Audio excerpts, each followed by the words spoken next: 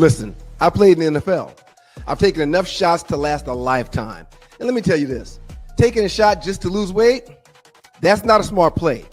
That's why I roll with Brain IQ. The all-natural weight chews cut cravings, boost metabolism, and sharpen focus. No needles, no chemicals, no crash. Just results you can chew on. And Brain IQ is not just about weight chews. They've got a full lineup of all-natural products to keep your mind sharp, your body fueled, and your health on point.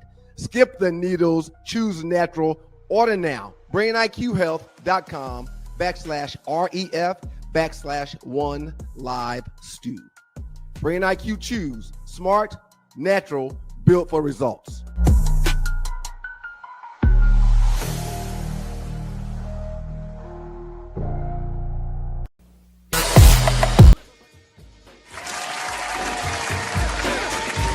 Good morning, good morning, good morning. You are watching and listening to the Two Live Stews Experience. Doug Stewart, Ryan Stewart, who's not here, but we've got the 1999 should-have-been Heisman Trophy winner, Joe Hamilton, joining me today. Joe, good morning, sir. Absolute great morning, Doug Stewart. I'm fired up, man. I'm ready to rumble in the jungle. There's no doubt. Hey, Joe, it's perfect we got you on, man, because we can talk about all of the things that occurred on this Monday night in college football and everything surrounding college football and the NFL. You had a cup of tea in the NFL as well. It's perfect. It's perfect. Ryan's not here, but we got my man Joe Ham, 100 grand. Doug, real quickly, Doug, you said a cup of tea in the NFL. Should I boast on having a Super Bowl ring for being a part of the team? Absolutely. Okay, I'm just asking. I'm just asking. For a long time, man, I gave that ring to my dad, and I was ashamed of it only because I did not say hut, hut. And boy, he scolded me. He tried to give it back. He said I was tripping. And I've come to my senses now, Doug. There's no doubt about it. For about 3 or 4 years, man, I gave that ring to my dad, and I said I don't want any parts to do with it because I wasn't a part of the team, being very, very selfish. But I've grown and I've matured. Joe, I mean, that's I hate to hear that, man. I mean, yeah. You were one of, so what's it, a 53-man roster, right? Absolutely. You were on the team. You weren't on the practice squad. Were you on the bench? I was on the bench. No, I was not on the practice squad. I was on the 53-man roster, but you was on the 53-man roster of a Super Bowl winning team, the Indianapolis Colts, right? No, this was the Tampa Bay Bucks. This was the Tampa Bay Buccaneers. So you missed the Indiana. I missed the Colts. Okay, absolutely, yeah. Joe, you were on the 53-man roster for the world champion, probably one of the greatest defenses of all time, one of the greatest coaches of all time, Tony Dungy. You were on. No, it wasn't Tony Dungy. Who was it? It was John Gruden. Oh yeah, freaking John Gruden. But that's okay. That's okay because Tony Dungy drafted me. Tony Dungy's the one that drafted me. It's a whole big time story about that involvement, about what happened with me in the experience with 5 Hall of Famers on that defense, like you alluded to. Tony Dungy, John Gruden, Keyshawn Johnson, and all the characters on that team. But again, it was the quarterback in me that believed that you had to say hut, hut, and actually play in the game to be involved or to wear that ring. But again, Doug, that was the old Joe. That was the young Joe. That was the selfish Joe. I've come to my senses, my brother.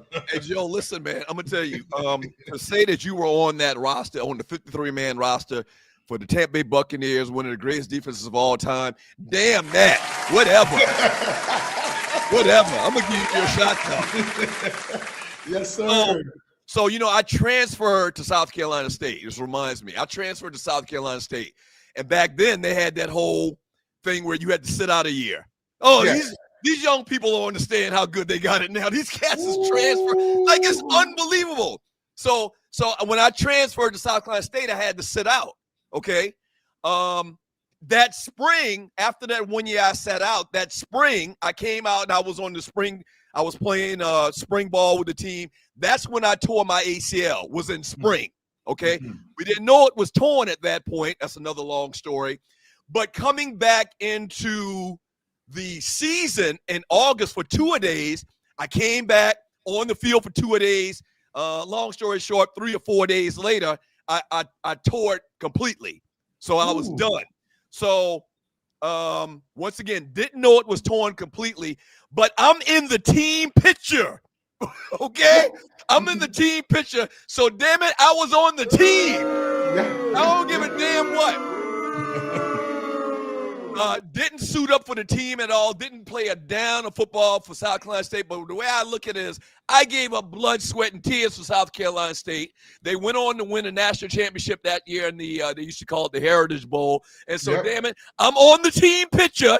I'm right there in the team picture. Damn it, I'm a South Carolina State Bulldog. There's no doubt about it, Doug. There's no doubt about it. There's no doubt about it. I totally agree. I don't know what I was thinking, man. I was so selfish. Man, I was so selfish. But there you go, because my dad asked me, Doug, he said, were you on the scout team offense when they were getting the defense prepared? Yes, I was. You talked to Derek Brooks now. You talked to Warren Sapp like I talked to about 2-3 months ago. I was Michael Vick during the week of preparation. Right. I was the mobile quarterback during the week of preparation. So I helped immensely. So it was just a selfish little deal about playing and saying hut hut.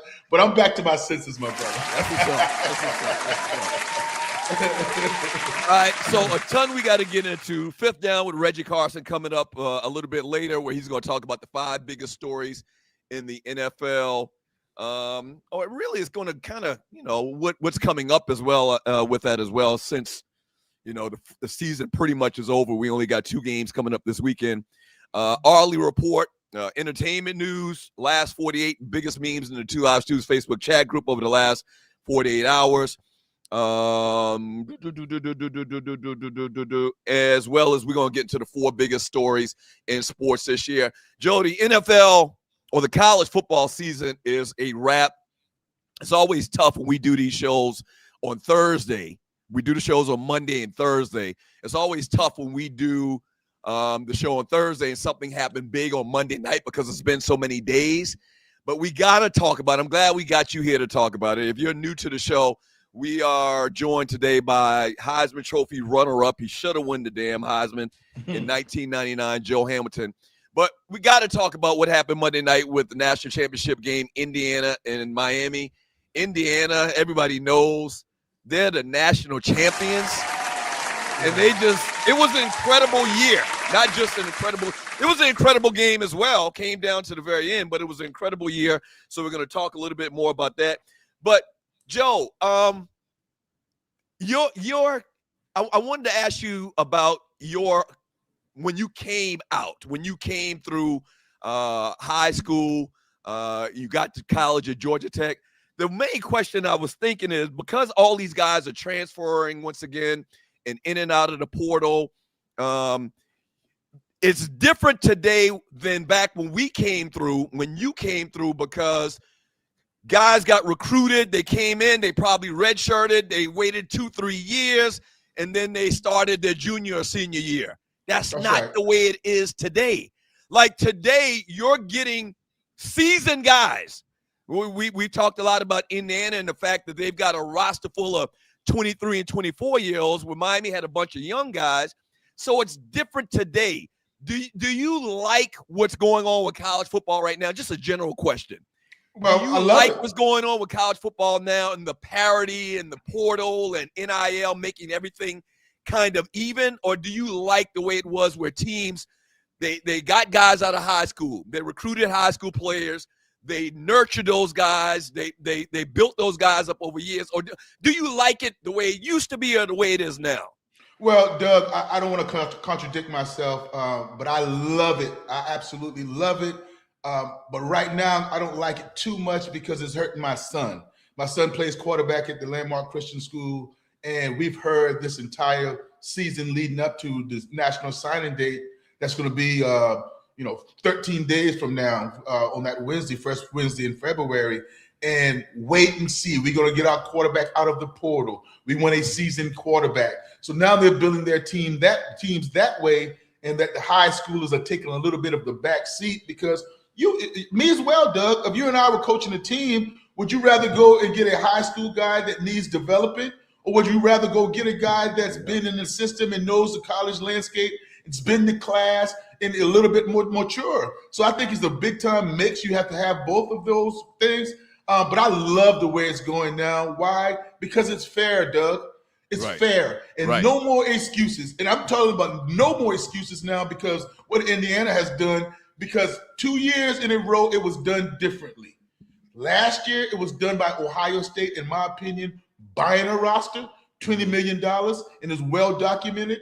And this year, yes, Indiana paid some guys, but they didn't buy a roster. They went out and, dare I say, managed a roster, divvied out money the right way, and really balanced it with Coach Kirk Cignetti. And what's going to happen now, Doug, in my opinion, coaching is going to rise to the top. There's going to be more of the coaches coaching than the Jimmys and Joes. Yeah, because the talent's going to be equally spread out. Absolutely. Yes. Now, you mentioned in the pre-show, and you're watching the 2 Live Shoes Experience, you mentioned on the pre-show that you actually went on your first visit with your son. Talk to us a little bit about that. How was that, and did it remind you of when you came through? Talk about it a little bit. Well, yeah, I had to humble myself a little bit, Doug, and say to myself, because the visit was up there, West Point, Army, and an excellent opportunity that Skylar was presented with. And if he makes that choice, I'll be, through the roof ecstatic, because being a dad, and I know that's going to set him up for life. But I caught myself, Doug, saying, hey, Joe, this is not for you. What are you doing enjoying yourself the way you're enjoying yourself and getting wined and dined, so to speak, and getting treated like you're being recruited? Make sure you nurture him and tell him what to look for and what not to look for, and the red flags or the good and or the pros and the cons. And it was just fabulous to see his eyes look around and being loved on because what he accomplished on the football field. Because I took 5 of them. Doug. I took 4 visits. Clemson, Nebraska, Penn State, and South Carolina, the Gamecocks. And wow. Yes. And I love to say it like this, Doug. We don't know when we cover sports and these guys getting up and they're putting the hats on and they having their national signing day. We don't know. That's a tough decision, man. That's a tough decision. It's not easy where you're getting recruited by, I say, Appalachian State, and you get recruited by Coastal Carolina, which are great schools. Right. But when you have top of the line, Nebraska was coming off a national championship.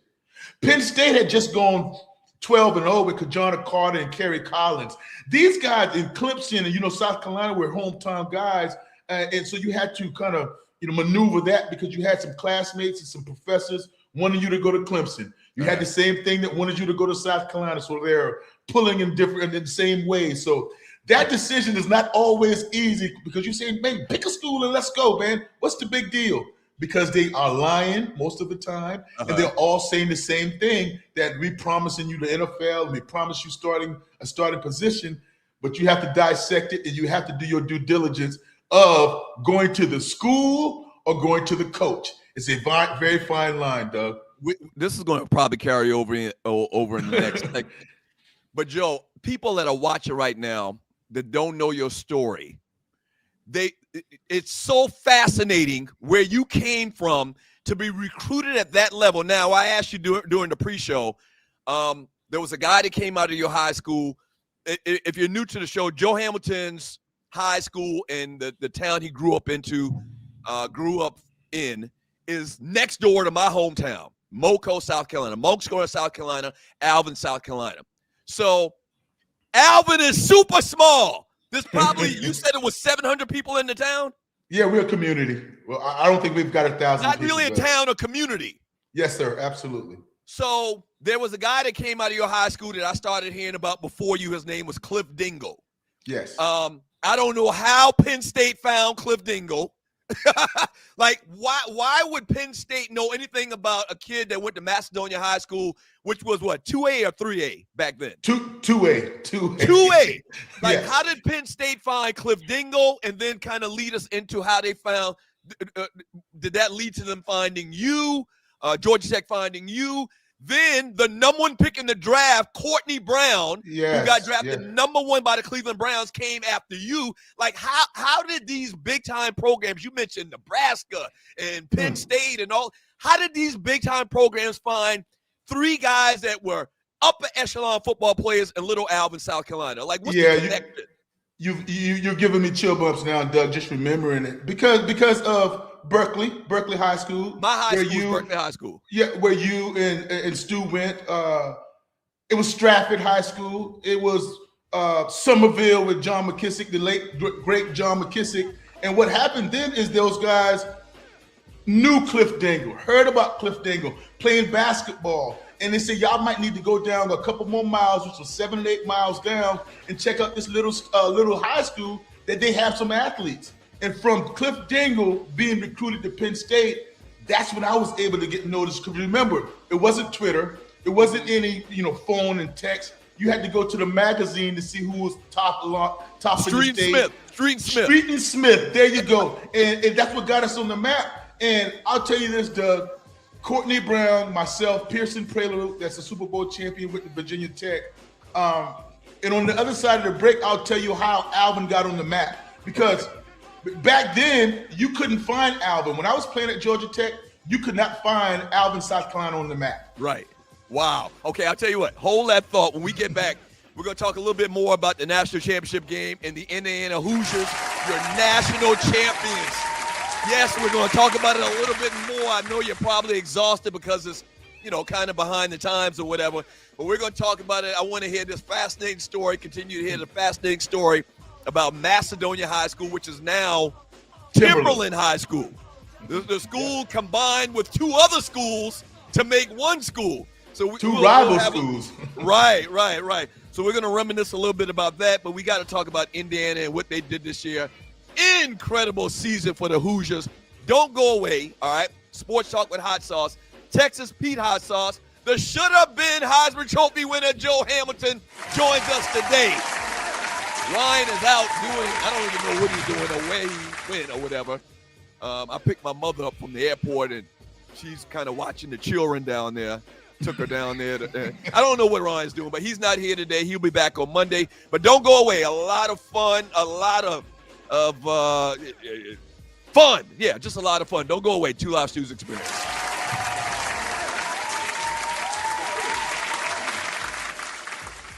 My name is Donald Bradley. I'm the CEO and founder of Planet Marketing here in the United Kingdom for another amazing event. Today we had over 2,000 individuals coming to be educated and be recognized on what we believe is the fastest growing business on the planet. Never before have I gone to a local event in a country anywhere and had 9 rings to pass out, 9 six-figure rings from over $100,000 a year to over $500,000 a year. Stay tuned. Right place, right time, right people. If you know anybody that's involved in Planet Marketing in the 22 different countries that we're doing business in, get back with them. Everything in life is all about timing, but more important than timing is something called positioning. We are looking for leaders in a country near you. Join us.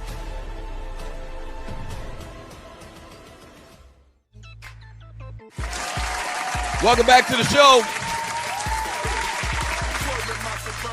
Hey, the tide of the 9-to-5 grind, dream of freedom. Planet Marketing offers a simple, accessible opportunity to build your own business, earn extra income, and travel the world, all with low cost and massive support. Join Planet Marketing today and start planning your escape. Listen, if you want to learn more about Planet Marketing and IntelliTravel, one of the commercials you just saw just now, email me, sme.dougstewart@gmail.com. That's sme.dougstewart.com. And I'll shoot you some information, some more details, and see if it's a good fit for you with Planet Marketing. Joe Hamilton joins us today, the Heisman Trophy winner. Joe. Yes, sir. We've never seen it before. 16-0 for the Indiana Hoosiers. Cignetti in his second year takes the Hoosiers from a 3-9 record in 2023 to undefeated once again, 16-0. What's your thoughts about the year that Indiana's had? It's funny because everybody remembers the movie Hoosiers. Was about basketball. The state of Indiana is known for basketball. Bobby Knight, but football, like I never thought in a million years you'd see the year that the Indiana Hoosiers had, 16-0, and just all of the things that came along with it. Talk about the year that this team has had, man. What's your thoughts? I wasn't a believer, Doug, until the confetti started dropping on Monday night. I was still in awe. I was in awe last year when they made it to the playoffs. I was in awe when they beat Ohio State to win the Big Ten championship. I was in awe when they, were the number 1 seed in all of college football playoffs. And then they proceeded to go out and dominate. And Doug, when you talk about Indiana, it's pretty boring because although they have the Heisman Trophy winner, what stands out? What stands out to me is good old-fashioned football. Winning 3 phases, they won 3 phases, made their field goals, had a block punt for a touchdown. Right. They won the running game. They won the time of possession. They had less penalties than the Miami Hurricanes. So when you look at it, it's done the right way. And it's done with the whole team full of guys knowing their role and not being jealous, so to speak. So now my initial thought going forward is that there are no excuses. So Cignetti put all the other coaches at high alert. I mean, high alert. And I'm just not talking about Power 4. I'm not talking about the blue bloods that when you're going to get back to winning the national championship. I'm talking about the Vanderbilt in the SEC. I'm talking about the Dukes of the world in the ACC. Right. What's holding you back now? Tell me what is holding you back, because Cignetti, you would not say that Indiana had all the football resources. Right. You wouldn't say that they were, paying and doing all those type of things, getting 5-star and 4-star recruits. So what would be your excuse? I love it. I love it. And I love the fact that they not only got their dub, they finished the drill. That's what I love the most. You're exactly right. What he's done this year is basically said it's about coaching now. Because the talent's going to be evenly distributed, okay? When Nick Saban was Alabama, they were getting all of the top recruits. And it's crazy because they kind of their formula this year was non-traditional in the point that they had a bunch of these older guys, so they figured that out probably before everybody else has. That, yeah, we need to get more veteran players, more experienced players than these young high school kids coming out, because they're going to make less mistakes. They're going to be more mature about their planning and their preparation. So, and that's something new probably introduced. But, yeah, when you were at Florida State, when you were at Alabama, when you were at Michigan, when you were at Ohio State, when you were at the University of Florida, you had an advantage because you were going to get the better players, bottom line.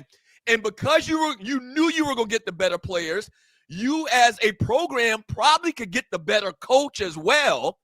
So now the great coach is going to say, man, if they got NIL money and, they're willing to spend it, I can go to Vanderbilt or I can go to Indiana and I can put together a team, and I feel like my coaching acumen is better than any of these guys at these bigger schools, and we can compete. That's absolutely what it comes down to. And real talk, Doug, what would be right now, we're not talking our history, you and I are older. Right now, if you're coming out of high school, or right now, if you're thinking about getting in the transfer portal, why would it be more enticing to go to LSU or Oklahoma or Texas than Indiana? When you're going to have to go up against these 4 and 5 stars all day. Well, then again, you're going to have to compete wherever you are, but are you going to try to win? And are you going to get coached up? Because no longer, it used to be that I'm going to Alabama and Nick Saban and I'm going to get to the NFL. Because look at all those guys they've put in the NFL, all those guys that succeeded in the NFL. Mm-hmm. But hold on, now, Doug, Indiana can say, hey, you can come here, you can win the Heisman Trophy. Indiana can say, come here now, you can win a national championship. Mm-hmm. Indiana can say a lot of different things. In Indiana, what struck me Monday night, too, that a lot of people is not talking about, Indiana traveled, Doug Stewart. Yes. Indiana, it was 60-40 as far as Indiana fans to Miami fans, and they were in their backyard. But that blew me away, man. We talked about that a little bit on the Monday show. Ryan brought that up. Like, who do you think the fan base is like? How do you think the crowd's going to look? And I said instantly, like, it's going to be overrun with Indiana people because they've never been there. Like, this is something new to them. Okay. This is something that they probably could never, ever imagine. Joe, they were 3-9 in 2023. That's 2 years ago, basically, at the end of the season. That's 2 years ago, and they win the national championship. They're one of the all-time worst teams that I can remember in college football growing up. My entire life, the worst college football teams have always been, since I was a little boy, Indiana, Vanderbilt, Duke, Wake Forest, teams like that. And they win the freaking national championship. This is incredible.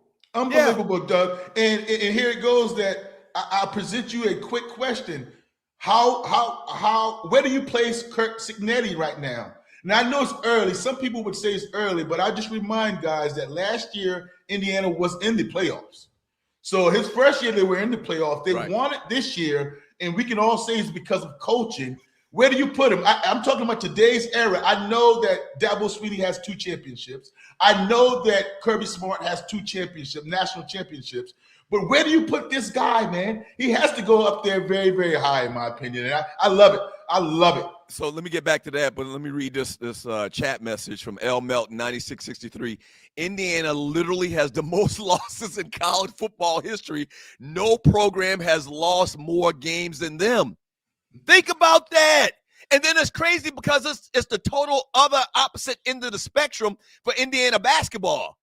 Yes. So I'm sure that these kids in the state of Indiana, most programs are going to get the bulk of their team from kids from the state. Is that accurate? You're probably going to have a slight bigger percentage of kids from the state on these programs because of recruiting and relationships. But so you're taking from a basketball state where these kids were born and bred to play basketball, and basketball is it. And you somehow in a football program go to and win the national championship. Absolutely incredible. Absolutely and he said incredible. He warned us. He said, Google me. And I just love the parody. I just love that now going into next season, it's not about the Jimmies and Joes. So now when you're saying how many 5 stars and 4 stars, it's not as prevalent, not as relevant to say if they're going to definitely win. You have to coach them up. You have to develop them. And you have to have an eye for talent. Because, again, Elijah Surratt, the number 13, the wide receiver, Omar Cooper, the other wide receiver, the running backs, those guys came from Elon and James Madison. Wow. Fernando Mendoza, 2-star that went to Cal first. So it wasn't like everybody else didn't have an opportunity to get those guys. It's just they passed on them, and Cignetti and his staff had an eye for them. So Ken Cannon, what's up? This is my chapter, bro. One of my Neos. Texas Tech is spending a lot of money. Will they win? I guess he meant win the national championship next year. If not, why? My son is at Ole Miss. Is Lane Kiffin building a powerhouse at LSU? Lane Kiffin, one thing Lane Kiffin can do is recruit. He can definitely coach as well. So I look for LSU to go a tick up next year as well. It's just crazy the parity that we have right now. Probably the biggest stat and one of the most incredible stats of all times is the fact that Alabama, or not Alabama, who played in the national championship this past week? Miami had 56 4 or 5-star players on their team, and Indiana only had 8. Like that just speaks more to what the point that you're making, that he's coaching these guys up. Now, once again, it's a different breed than just saying, oh, well, these guys were only 3 and 2 and 1 stars. Yes, the portal and the fact that these guys were older and more mature comes into play. But at the same time, you still got to say, man, Miami got the best talent in the country. They don't give these guys 4 and 5 stars for nothing. What's your thoughts? Yeah, they do, Doug. And that's what I was getting ready to say. Nick Saban said it on the panel right before the national championship game, and he was making a comparison between Damian Harris and Josh Jacobs, who he had in the running back room on his Alabama team. Damian Harris being a 5-star, Josh Jacobs being a 2-star. And he said, who's doing these ratings? Who's coming up with those guys in the stars, and what are they looking at? Are they just piling on? Have they ever coached? Have they ever evaluated talent? Or are they just going to these showcases and just because somebody else said they're pretty good, they're tagging along? And he said when they got on campus, they were both pretty good. But here is Damian Harris is out of the NFL right now, and Josh Jacobs is still in the NFL making a name for himself. So those 5-star, 55 5 stars and 4 stars, that's correct about the height. But when they get in that competition, when they get there, when you look to the right and you look to the left, and the talent is very close, what's going to separate? Where's your heart? Where's your mental fortitude? Where's your ability to overcome? And some things you really can't measure as far as intangibles. So there's paid scouts in the NFL, and you're watching the 2 Live Stews experience. There's paid scouts in the NFL, okay, that go around, and I'm assuming they watch film all day long. That's all they do. And That's right. They figure out who can play and who can't play. In college, it's a little bit different. This is my recruiting story. Coach Gary Harper, rest in peace. He was the running back coach at South Carolina State. And now this is a smaller division. This is 1AA. He was the running backs coach at South Carolina State. Once again, I played on the team South Carolina State in 1991. Okay. He had heard about my brother. He basically was one of the recruiters, like the assistant coaches were the recruiters, where they jumped into the car and they went and they traveled on their off time and they saw kids, but they couldn't watch a ton of video, I'm assuming, and a lot of tape, because they were also coaching at the same time. He asked me, hey, can you introduce me to your brother? We rode down to Walterboro, South Carolina, watched Ryan play. I introduced him after the game across the fence, and Ryan was like, man, you know good well I ain't going to no goddamn South Carolina State. How you bring that guy? So my question is, how's a recruit? Are there recruiters that their sole job is recruiting? Are they only there to recruit, or are the assistant coaches and coaches in a big D1 program like Georgia Tech, are they going out and recruiting at the same time? Yeah, the coaches are going out and recruiting, and that's when you have a mixed bag of coaches. That's when you have all-world coaches like Coach Kirby Smart was at Alabama. He is the top recruiter, and he's an outstanding coach. Some guys just can recruit, and they're going to mask their ability to coach on the field, but you're going to keep him around because he's going to bring talent in. Mm-hmm. Then you got guys that can coach very, very well and one of the best in the nation, but they can't go out and get talent because they don't engage and have the communication skills. They don't have the personality, right? The personality, so you're going to keep them around. So you're going to have a balance, but when they get on campus, it's the key, Doug. When they get on campus and everybody knows, I know, your brother would know, you would know, that they would tell you in a minute, you're whining and dining, you're telling you that you're the best thing since sliced bread. That is over. You have no stars when you come into this locker room, and a lot of kids can't deal with that. And I want to dismiss something about Indiana being so old. Okay. Check this out, Doug. If you get redshirted, then that means you're going to be 22 years of age. Not everyone is going to come in and be a Travis Hunter that's going to play right away. Not everybody's going to be, especially a quarterback, ready to jump in and be a Trevor Lawrence, ready to play right away. They need development. So if you get redshirted when you first get on campus and you stay there 5 years, you're going to be old. That's just the bottom line. So don't act like we've never seen teams with redshirt freshmen and redshirt seniors and redshirt juniors. That happens. That happens. So you're still going to have to coach them up. Doug, you're telling me 1 year different, 2 years different, to where a guy is 20 years old and a guy is 22 years old. Now he's playing against a grown man. Come on, brother. Come on. And you can make the argument that the younger guys are fresher than the older guys. The older guys are beat up a little bit.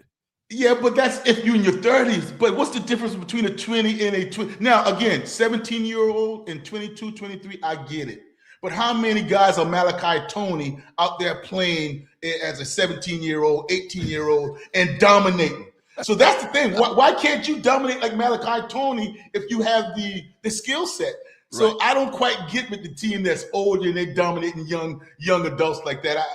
Now you can miss me with that one. I watched a video with Clinton Portis, former running back for the Miami Hurricanes, and he was saying how on his recruiting trip, they took him to the strip club down there in Miami, and he told some another interesting part of the story. But the point was the thing that sealed a deal for him going to Miami is they took him to a strip club, and instantly, and they took him to a strip club and really, really set him out. So I started thinking, like when I saw the video, I'm like, why doesn't Georgia Tech? Ryan has the same type of story. Do you have the same type of story? Because Atlanta is known for their strip clubs, their gentlemen's entertainment. Do you have the same type of story when they brought you to Atlanta for your recruiting visit? Did they take you to Magic City? Did they take you to the Blue Flame? Doug, I have the same type of story because of your brother. He was my host.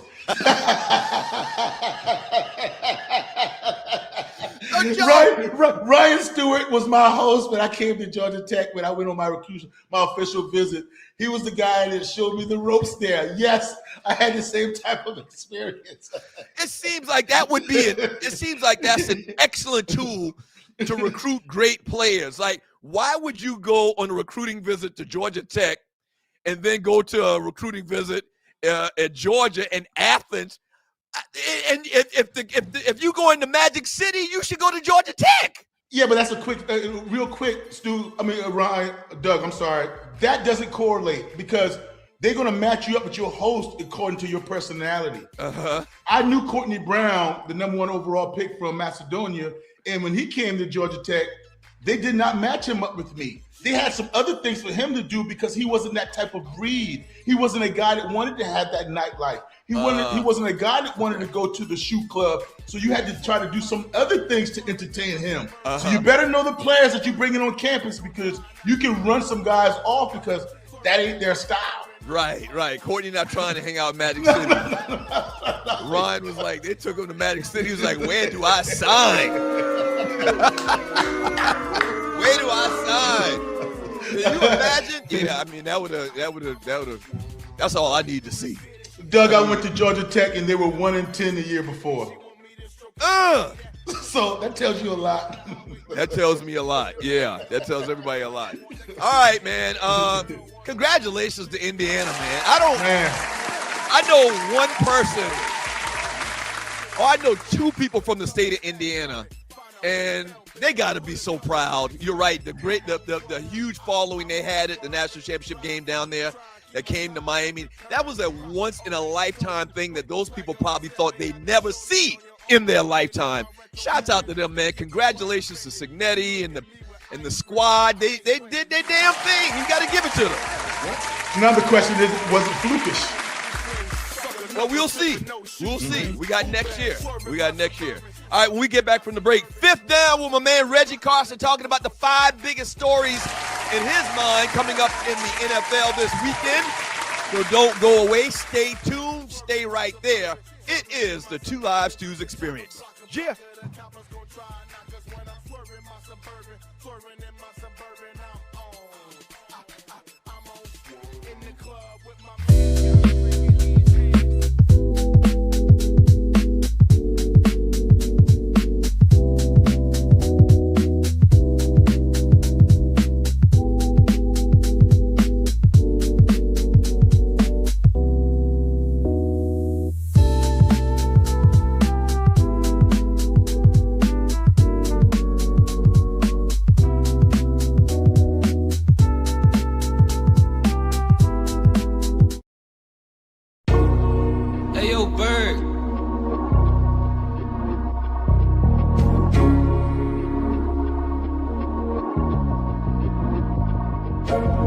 Just make your paper.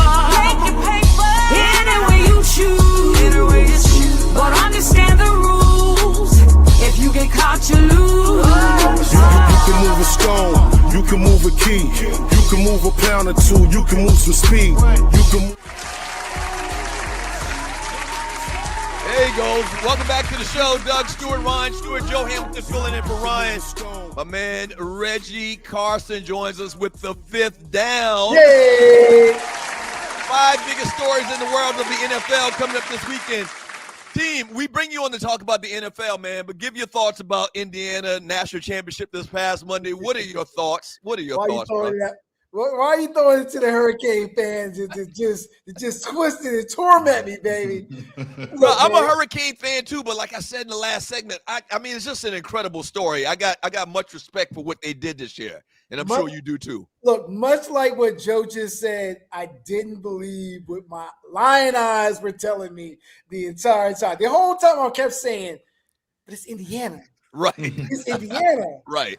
Like, when's it going to happen? Look, Cignetti has got those boys coached up. I've never seen a college team just look so professional at what they were doing. He look, the guy's a good coach. He's a good recruiter. He brought players from James Madison. Right. These are James Madison players that he brought with him. Now they had some extra time of playing, but much like what Joe was saying, I've never been one that gets hyped on this whole star thing. You know, these 5-star, these 4 stars, because these kids are getting more opportunities to travel and things like that, and getting more opportunities to get a higher grade. But it comes down because look, Malachi Tony, I believe, was a 2-star. He's either a 2 or a 3-star. I got to check. And the reason for that probably is because he's smallish. Simple. Yeah.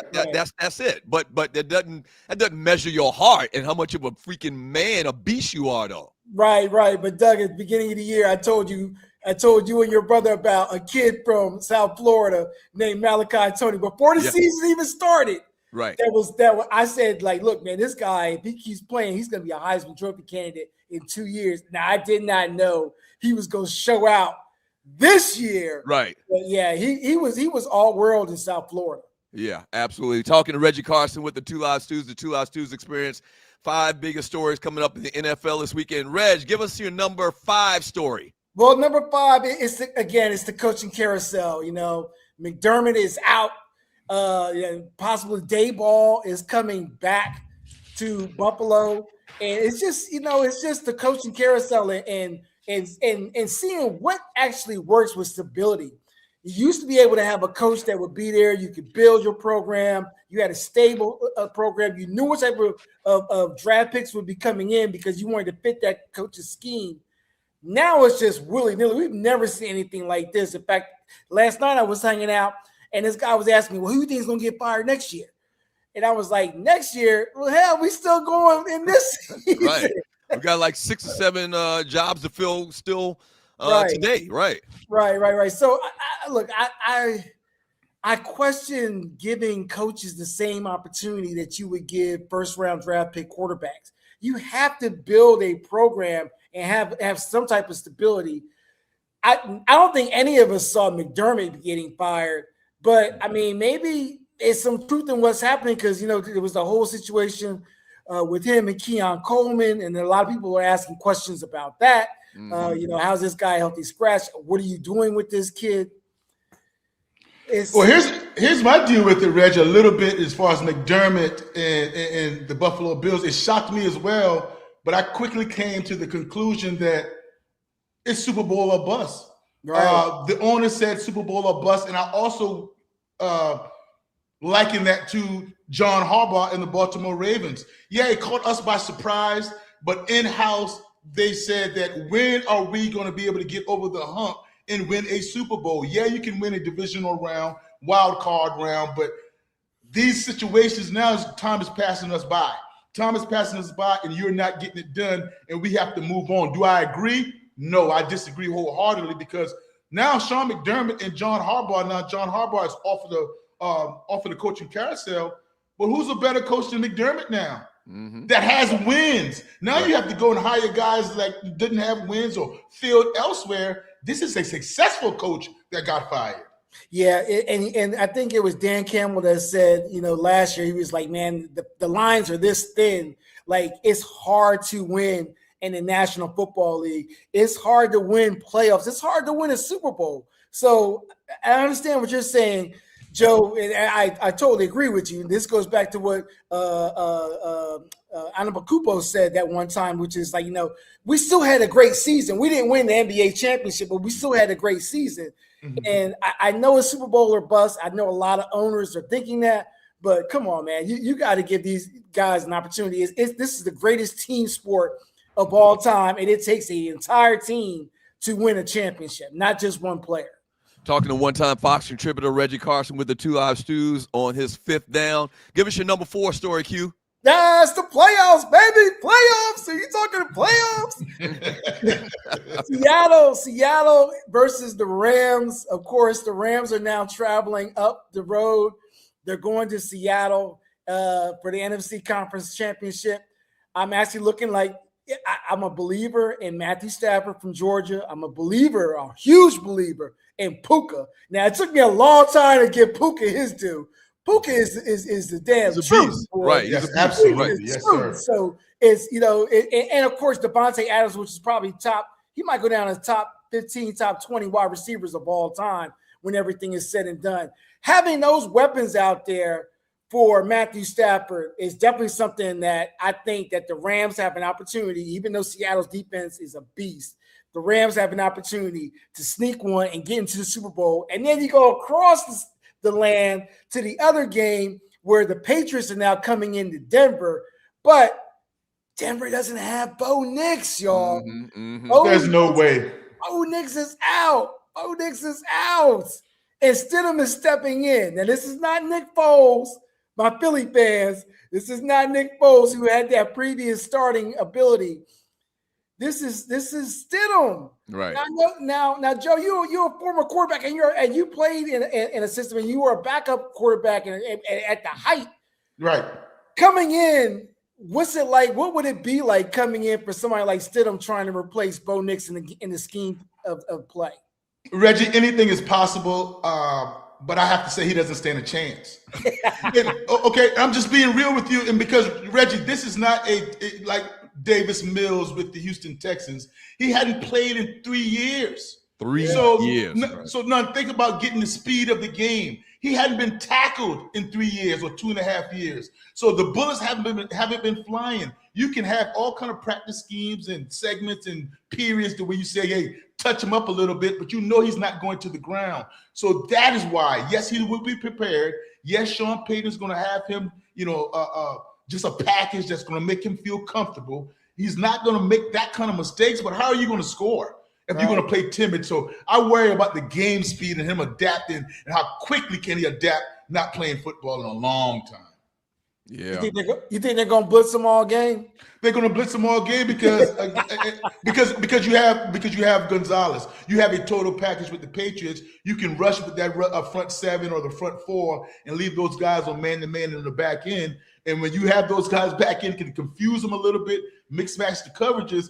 It's just not like the chalkboard. So everything he's getting right now is chalkboard and scripted plays. It's not going to be so scripted on Sunday afternoon. I love it. I love it that you mentioned Gonzalez. I tell people all the time, if you got a quarterback, if you got a left tackle, and on the defensive side, if you got a pass rusher, and if you got a lockdown corner, you got something. And they've got a lockdown corner with Christian Gonzalez. And that's why my question goes to you now, Reggie. How you feel about Drake May? Because he's not performing, and the Denver Broncos, they have all those things you just said: pass rush, defensive backs, and the MVP Pat Surtain. So they have the same thing on their side as well. Yeah, but Drake May's got that magic going, man. It's something about that kid, man. He's the moxie that he's playing with. I actually think that the Broncos are going to get upset, and I think that the Patriots are going to go back to the Super Bowl. Yeah. All right. Story number 3. Story number 3, going back somewhat, talking about McDermott, and of course, and we mentioned it, is Josh Allen. And Josh Allen is now the big question, with what Buffalo is going to do. Are they going to build around this kid and give this kid some weapons? He had nobody to throw to at the end of the season. Like, nobody to throw to, really. So the question is going to be, do you start building more around his legs and the ability that he's able to get outside and scramble and get some yards?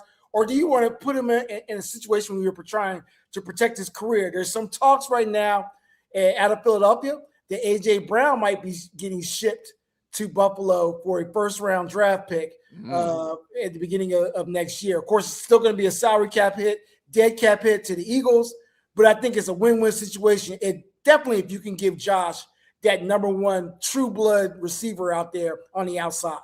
Yeah, and it's been a long point of conversation on this show that Josh Allen is overrated, and whenever he does have a good game, that the commentators, it seems like the industry has just been vouching for this guy for years and years. We've been saying it from day one because our uncle hated Josh Allen for whatever reason. I don't know why, a couple of years ago, starting at the beginning of his career. But I'm starting to see a lot more people say the same things that we've been saying on the show. Not that he's not a good quarterback, but in the comparison to upper echelon quarterbacks, in particular Lamar Jackson, whenever the Ravens lose, it's Lamar's fault. Whenever the Bills lose, it's somebody else's fault. Going to be very interesting to see what they do next year. Wide receiver, from the wide receiver stance. You mentioned earlier Keon Coleman. It seems like they're throwing him under the bus, which a lot of it is deservedly so. He has not produced to the point where he got drafted at, but it's going to be very interesting to see what happens in Buffalo going forward, man. You're right. All right. Can I throw your name out, Reggie, real quick, Doug? My fault. How do you feel about George Pickens, who's a free agent going over there? Do you trust him? Now, I know he was on a, expiring contract. He wanted to really be on his best behavior in the Cowboys, but he did that. Will you go out there and you think that's a good fit with Josh Allen? And I know he's a ticket bomb sometimes, but how do you think that fits? I don't know if it fits the culture of what they're doing in Buffalo per se, like he does in Dallas. I think AJ, and of course, I would like to see AJ get his opportunities more, and I would definitely like to see the Eagles get a first-round draft pick for AJ. I think that something like that meshes better for what Josh is doing because he's got, even though they're both all-pro in the past, AJ was all-pro in the past, and now Pickens is an all-pro receiver. I don't see it fitting as well as it might say with AJ Brown in Buffalo. All right, team, give us number 2 on your list of big stories this weekend in the NFL. So number 2 is being tone deaf to what's going on. Matt Ryan, God bless him, he got his new job. He's now the president of football operations for the Atlanta Falcons. But hiring Kevin Stefanski in Atlanta, with everything that happened with Deion, even Deion went on and tweeted, was like, what? What the hell is happening? Yeah, I don't know if the Atlanta football fans are going to give Stefanski as much rope as they've given coaches in the past. But it's going to be hard for the fan base to accept this hire, I would think, seeing that this is Atlanta. And I don't know how this is going to play out. Right. And listen, we talked about it in depth on Monday. It's just bad karma. Like the fact that Deion is either 1, 2, or 3 the greatest player in Falcon history. And to watch what played out in Cleveland this past year with, it appeared that Stefanski didn't like Deion's son, Shador, I think just leaves a bad taste in the fans' mouth here in the city. It was just, I don't know. And you used the exact right phrase, tone deaf. Like, Matt Ryan has to be aware of the story underneath the story, right? Like, he had to understand that there's probably going to be some ill will from the fan base here, a large part of the fan base here, towards Stefanski because of what happened this year. He had to have known that, right? You'd be surprised when you sit at that ivory tower and you don't understand what's going on with the common folks downstairs. I'm not saying Matt Ryan is not in touch with what's happening with the Atlanta football fans, but it sure enough seemed like it, because last time I checked when I was in the Mercedes-Benz, there were still a lot of 21s jerseys up and people walking around. There's still a lot of Michael Vick jerseys walking around that stadium. So you need to know what your fan base is saying. It's very interesting to me also that the NFL is going to this former quarterback power structure now. You've got Matt Ryan, you've got Brady, who's making calls in Vegas. You had Elway that was doing it in Denver. I know quarterbacks, Joe is smiling, I know quarterbacks know what's going on with football, but they're putting them in charge of the entire organization right now. Yeah, but I'm with you, Reggie. I don't like it. I don't like it. I don't like at all that Matt Ryan was given the ability to hire Kevin Stefanski alone. When you saw that picture with Kevin Stefanski and Arthur Blank and Matt Ryan, who else was helping Matt Ryan out? Right. Nobody. So Matt Ryan came from out of the booth 3 weeks ago or 4 weeks ago to hiring a head coach, and now he's going to hire a GM. I thought he was going to be a consultant. Right. I thought he was going to give his advice to these things, not being the go-to guy. Let's take Sanders out of it a little bit. Mm-hmm. I don't like the Stefanski hire when you're talking about 8 wins out of 28 wins in 2 years. Right. I mean, he upgraded. And not only that, news came around that he hired Tommy Rees. You remember, this is the Tommy Rees that got ran out of Alabama as the OC in college. This is the same Tommy Reese that wasn't wowing us last year with the play calling in Cleveland. So as a football, from a football standpoint, where's the catch? Right. I think Matt Ryan made this hire as if he was playing quarterback and who he wanted as his offensive coordinator and not as an overall team, looking at it as a team. That's really disappointing, guys. Now, I have to trust Matt Ryan. I have to because we don't know, but I don't like where he's headed. It's almost like Cleveland has moved to Atlanta. Right. Cleveland South. Cleveland South. It's Cleveland Number one story for you this weekend, Q. Number one, man, it was very interesting to talk about an 18-game schedule and how the push is really going to get pushed now. Robert Kraft floated around the idea and changes of having an 18-game regular season schedule and keeping everybody happy to include the union. I don't know if 18 games is definitely when we're looking at what's happening with the playoff run right now and how people are their bodies are just getting bruised up. We're getting backups that are playing in championship games. I don't know if 18 games is something that the league really needs. And I understand that it's a money-making thing, but on a human issue of wear and tear on the body, I think it's just too much of a wear and tear. When we were growing up, was it 12 games or 14 games? Like when we were kids? It was 14 when we started off watching. I think it was 14. And they're talking about 18? Yeah, that seems like a money grab, man. And it's not looking at the best interest of these players and their bodies. You're absolutely right. Joe, what's your thoughts on that?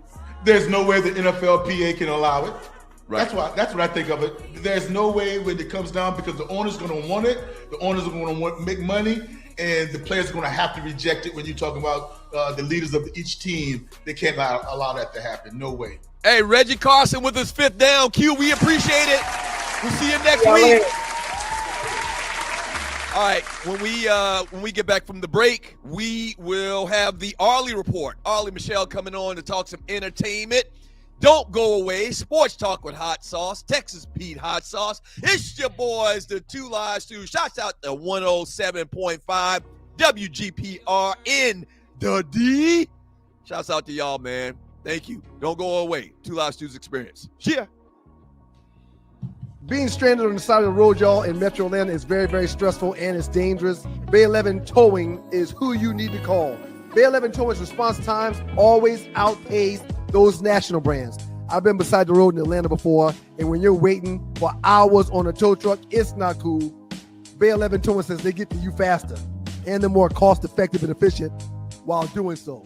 Whether you're dealing with a flat tire, a dead battery, or a full-on straight breakdown, the team at Bay 11 Towing is ready to get you safely back on the road or get your vehicle and yourself where you need to be. So next time you find yourself in a jam, Bay 11 Towing, give them a call at 404-770-6949. Again, that's 404-770-6949. Bay 11 Towing, where speed and savings come together to get you safely to your destination. Check them out at 404-770-6949. Fast, reliable towing that doesn't cost a fortune. Bay 11 Towing. Welcome back to the show.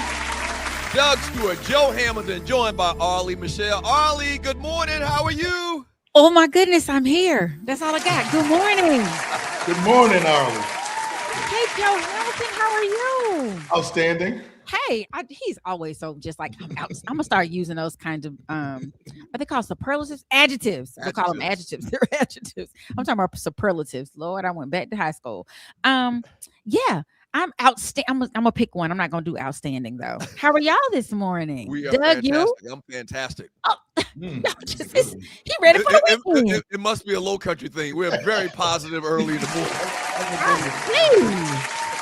That is so awesome. I'm going to get my positive on in the morning. I wake up happy. I really do. Okay. All right. Arlie, how's everything going? How's the family? Everybody is good. I forgot it's Thursday. This week, has anybody else thrown off? When you have a day off on Monday, and then I was somewhere on Saturday that felt like a Sunday, I have been off all week. Literally. In my mind, it's a whole different day. I don't know what day I thought it was, but it's Thursday, and I'm excited about it. It's Thursday. Arlie, tell us a little bit about where we're at on the Two Live Stews cruise. So, for those that do not know, and I don't know how you don't know, but if you don't, here we are to tell you. The two gentlemen by the name of Doug and Ryan, who happens to be somewhere today, They are taking us on a cruise. We are going to the beautiful Nassau, Bahamas, February 6th through 9th to celebrate the big game, the Super Bowl. Woohoo! Yay! So, many of us, this is the inaugural Cruise with the Stews. That's right. Cruise with the Stews, February 6th through 9th. So for those that are traveling with us, please, if you have not downloaded the app, gone in and checked yourself in so that you can get your time that you board, please do so. If you have any questions, people have been texting and checking in with me on different things, because this part of it, a lot of it is on your own to like pick your, and not that you can have to do by yourself.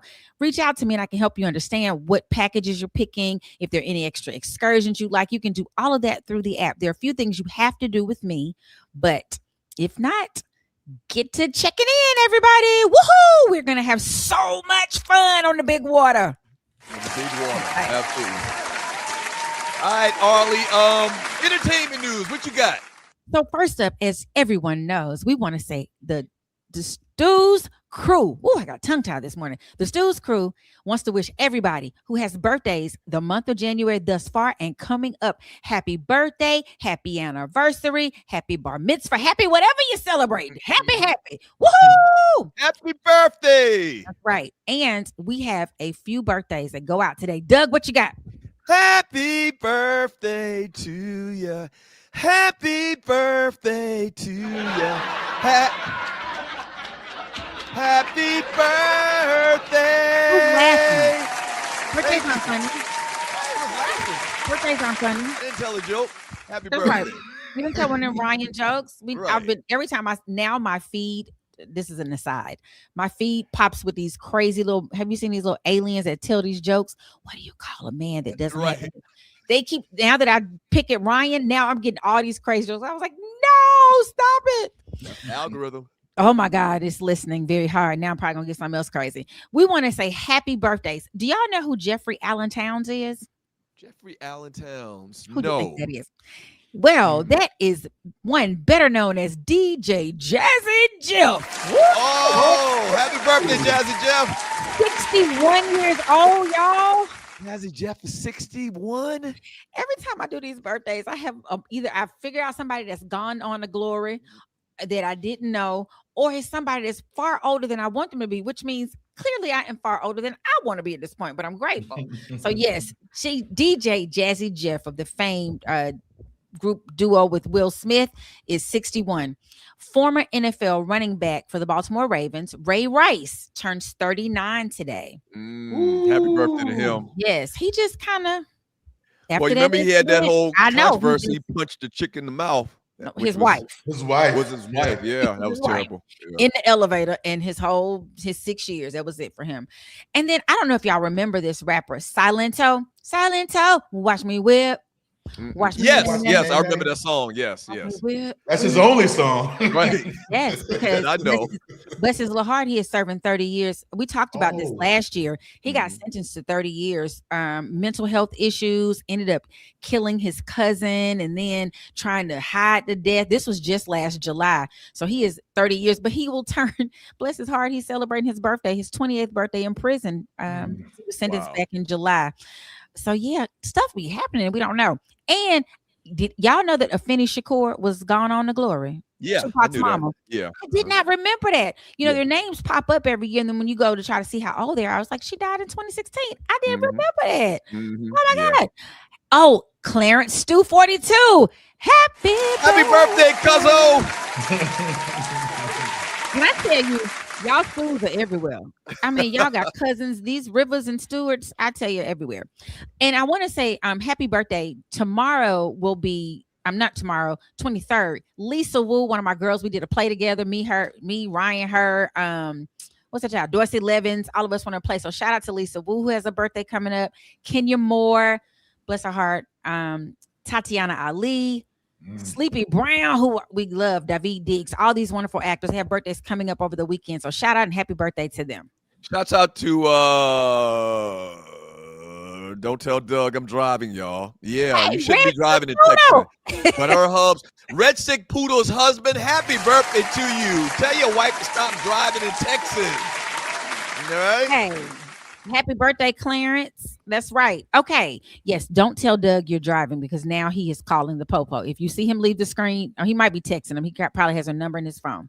Hey, shouts out to Ryan's wife, JPZ, as I call her yeah, affectionately. yeah. Today is her birthday. Happy birthday! Happy birthday, JP. To the one who calls you Douglas, along with Tree Taylor, the two women, Tree Taylor and JP. Happy birthday, JP. Happy birthday, JP. Surprised Ryan didn't find a way to come on here and sing it. But yeah, Right. we'll let him do that when he comes back. He'll give her a happy belated song for her birthday. Mm-hmm.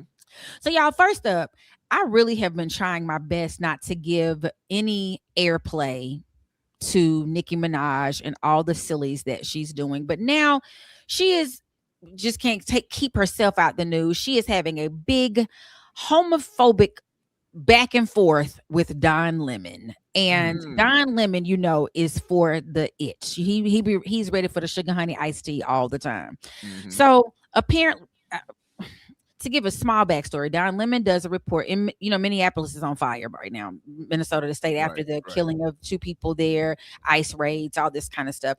And so Don Lemon, they go into a church where they believe that one of the ICE persons is a pastor there. And so they go in and they're reporting. He's simply reporting at the church. He is not a part of the raid. Then our government decides the Department of Justice, like, we're going to investigate you. You cannot go into a church and blah, blah, doing all this. You know how they make up a story that wasn't a story. Mm-hmm. Then Nicki Minaj puts her 2 cents in and says that he is a cock sucker. Damn. She goes and something is it, and so that turns into that's the homophobic post. And then it's kind of early for cocksuckers. Shit, Ollie, you caught me off guard with that. You gotta give us some warning. You gotta give us some warning when you come with CS. Okay. He was and then I give a link right. Then back it up. I'm sorry. I probably should not have said that on the radio. Bleep me out. Let's go back. Can we take 2? Anyway, give us a little warning. That's I'm all sorry. She gives her that's her homophobic. I should have just left it at homophobic rant. And then on Twitter, and she talks about, they go back and show this post that she put in 2018 saying that, I was an immigrant, came here to this country at 5, and I couldn't imagine if my parents were snatched away from me. But now she's all in on the ICE raids and take these kids, and they shouldn't be, I don't know what's going on with her, Lord. She says she is all in for Trump. He fires back, tells her to sit the F down and get some sense in her head. They're really going back and forth. And I don't think she realizes that he too is for the same foolishness she's on. He too can do it probably, but a more intelligent way. What do y'all think about, because now 50 Cent is like, his take is, I told everybody, you don't talk about religion or politics because it is such a polarizing topic. But you have to take a stand in this kind of world. So what do y'all think about celebrities and their jumping into politics? Well, live and let live is what I say. Yeah, everybody has an opinion. I don't got a problem with people having opinions at all. Clearly, us doing this show for so many years, definitely don't have a problem with that. But it's just what you're saying, and I don't have a problem. Like I don't know if I would ever have a problem with immigrants or people trying to come to this country to have a better life. Like, we didn't have the option on whether we came to this country or not. So one way or the other, it doesn't matter to me. Y'all do what y'all want to do. That's how I've always seen it. Yeah, the American dream is what I'm saying. The American dream, and unless you're really hitting it at home and affecting my home, my house, my family, my loved ones, I just say live and let live. Goodness. Right. Absolutely. Yes. I think my issue is that's what America was built on. It's the whole, you're supposed to be coming here for right. That's what it was created for. So it's interesting that they keep telling people to go home and like, wait. Didn't you steal this from some people that were already here? How you telling me to go home? You go home. Exactly. So yeah, it's interesting that she has this whole take on everything. I'm really, it's like watching somebody slide down a hill, just avalanche down a hill. It's like Kanye West was first and it's like he dove off. I'm flying, whatever. He stays in the news about some kind of something he says. And you're like, what are you don't talk no more. Just be quiet. My mom would tell my brother, stop talking. And Nicki Minaj, this back and forth. And Don Lemon is a respected journalist, even though he is no longer on a major network. He probably has more followers than he did, once he left CNN or was let go of CNN, whatever happened with them. So this is gonna be an ongoing feud because she doesn't know how to stop talking. She don't know how, so it's gonna be ongoing. Right.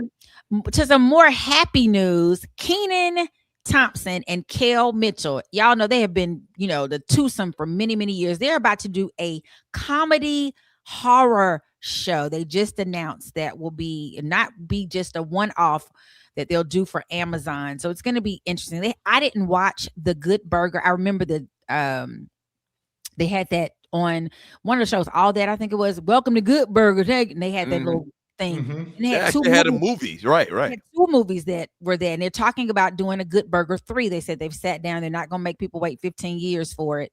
But yeah, they're coming with this comedy horror show. So that's going to be, I don't know. They have a following. People love Kenan and Kel. They had their own show. They've had so many things. So which one is the heavy set one? Kenan. That's Kenan. Yeah. He went to Tri-Cities, right? I did not know he went to Tri-Cities. Yeah. I didn't even realize I don't think I knew he was in Atlanta. Like in Atlanta, he's College from Atlanta. Paul. He's from Atlanta. Yeah. Went to Tri-Cities High School. I'm not sure about the other one, the slender one, but yeah, absolutely. Atlanta, ATL, shawty. ATL, Charlie. They say College Park, home of the pimps and the money makers. That's every time somebody say College Spark, that's the first thing that pops in my mind, which is sad. They were not together for a while, and I think they had some beef and some strife. Kenan's still on SNL, been on there for quite a while, which is interesting. Killing it. Right, still on there. At one point, he was having to play the black females. He was playing Oprah. He was playing the black males. He was doing Al Sharpton. He was everybody because it was just him. Right. And now I think he's not. There's a young guy who is on there now, and the young lady is gone. So I don't know who's playing their females, but very interesting. It's gonna be interesting. It's gonna be funny, scary, and a great ride. So you can imagine how crazy that is. I want to send special shout outs. This is just a mention. Love to see people do this. Coco Gauff on her second big give to the UNCF. So that's the United Negro College Fund, where they always do things for HBCUs. She gave $150,000 gift this year. Look at God. Love it. Nah, good. I love that. Love it. I know. She is doing it to help students at HBCUs play competitive tennis. Xavier got a tennis team. So I'm so excited to see our schools get these tennis teams, golf teams. My school just got a baseball team. They're doing cross country. We have a rowing team now. We don't even have in place for them to row. They go row over, I think, at University of New Orleans. But it's a very good, it's nice to see our people giving back to good causes. She gave $100,000 last year. So that was a very big deal. And Arlu, when that's done, when somebody gives something to the schools in general, plural, and that one HBCU, who makes the decision of how that money is divvied out? Do you know? Well, from what I understand, and I have a friend who runs this organization called the Shot Foundation, where people just push money, like big, really wealthy people put their money, and then they get to determine how the money is distributed and to whom. So unlike those specific gifts, like when Melinda Gates gave, I think not Melinda, one of those, the one that was Bezos' ex-wife just gave like all these millions that equaled up to some billions of dollars to some of our HBCUs. They go specifically to like their general funds, and then they get to determine how they're spent. Some of them have their earmarked, like they got to go to your science department or have to go to so-and-so. The UNCF will determine who gets these. I'm sure you put into like a request of sorts, and then you probably have to have, whatever their requirements are to get funds. Cause I know they don't distribute 150 to 100 of we have 100 HBCUs, 108. I think. I know they don't all just get $1,000, or 10,000. So UNCF will make a determination of who's going to get it in their big pool of monies, but that is specifically earmarked to tennis programs. So it has to go to, tennis programs in their universities. Shouts out to her though. Woo! Did you give her a hand clap? Absolutely. Studio audience loves Coco. Yes. She's ranked number 3 in the tennis rankings, and she's just it's good to see, watch it. And she's young too. She's one of their youngest donors to the UNCF in terms of that large of scale of money. Okay, last up, we want to talk about the Angel Reese. Okay, y'all, you can now count her credits in the acting world, and she says she manifests everything she wants. Now, the two-time WNBA star, an emerging media maven is what they're calling her. She loves this show called The Hunting Wives. Have either of you seen The Hunting Wives? I have not. No. Oh my God, Tree, have you seen The Hunting Wives? It is. Let me tell you, if you want to watch something, I don't know if you guys would like it, but I feel like you would, because it was it on Netflix? I think it was a Netflix show, and everybody was talking about it at one time. I watched one episode and literally sat up all night long trying to catch, because I couldn't leave it alone. Hated the way it ended. And Angel Reese posted the same thing, that she was watching it. She hated the way it ended. Oh my God, are we gonna have a season 2? What's going on? The show is amazing. Go find it. Watch It's called it. The Hunting Wives? The Hunting Wives. Yes. Sounds like a chick flick type thing, is it? It isn't, but just watch it. Watch an episode. Okay, I'm gonna give it an episode. I'm gonna give it an episode of my life. I'm gonna give it 1 hour of my life. It's an hour long, right? Yes. And it's very like it will have you hooked, because you want to see, like, oh my God, what are these women gonna do next? Men are included too, but it's really about this group. The story is about this woman who moves there. They move from the big city to this Texas town, and Texas is different. Everything's bigger in Texas, as they say. Yeah. But anyway, Angel Reese loves the show, so she tweets about it, and then they find a way to give her a character. We don't know yet what character she's gonna play, because we weren't in there. That's the only other thing about it I didn't really like. It's not a lot of us, which I kind of, half of me is glad we weren't in it, because it was some mess. But the other half's like, well, y'all can't find a way for us to be in it. But they are. So they're coming with a season 2. Not sure exactly when that season is going to hit, but it will feature new cast members. John Stamos. Y'all remember John Stamos? Yeah. Still out there doing this thing. I don't know these other names. I'm gonna have to look these people up, because I know they probably the people, as Right. she says, the Nordics. But the release dates yes, that's what she calls them, Joe, the Nordics. A release date has not been revealed for the upcoming season, but the fans are excited to see how she plays in this drama. So she basketballing, she on TV, she doing the thizzle, I guess. So shouts out to her. She's also gonna be lending her voice to an upcoming animated sports movie called GOAT, starring Steph Curry, Aja Wilson, Dwayne Wade, Caleb McLaughlin, Jennifer Lewis, Jennifer Hudson, and a few. It's going to be a star-studded. Ooh, that is star-studded. GOAT. That's going to be great to see. Steph Curry has his production company. He does a lot of stuff behind the scenes that we don't even know about in the movie world. So shouts out to Angel Reese. Shouts out to Angel Reese. Big up to her. Other people on Hunting Wives to call me. I want to be a Hunting Wife. Hey, Hunting Wives, call Arlie. She's Arlie. fantastic. She's ready. Yeah. For my close-up, Mr. DeMille. Shouts out to you, Detroit. Hey, Arlie, thank you so much. Have a great weekend. Have a great weekend. All right, when we get back from the break, we are going to talk about another Mendoza at another school.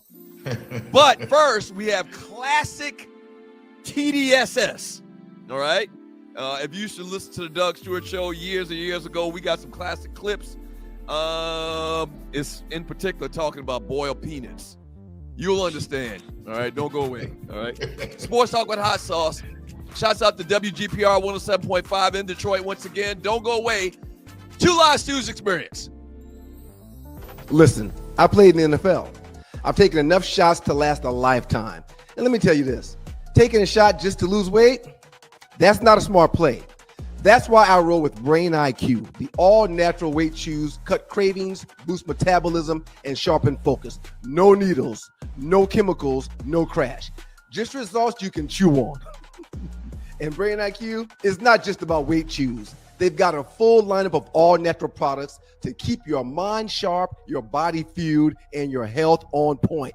Skip the needles, choose natural. Order now. BrainIQHealth.com/REF/1LiveStew. Brain IQ Chews. Smart, natural, built for results.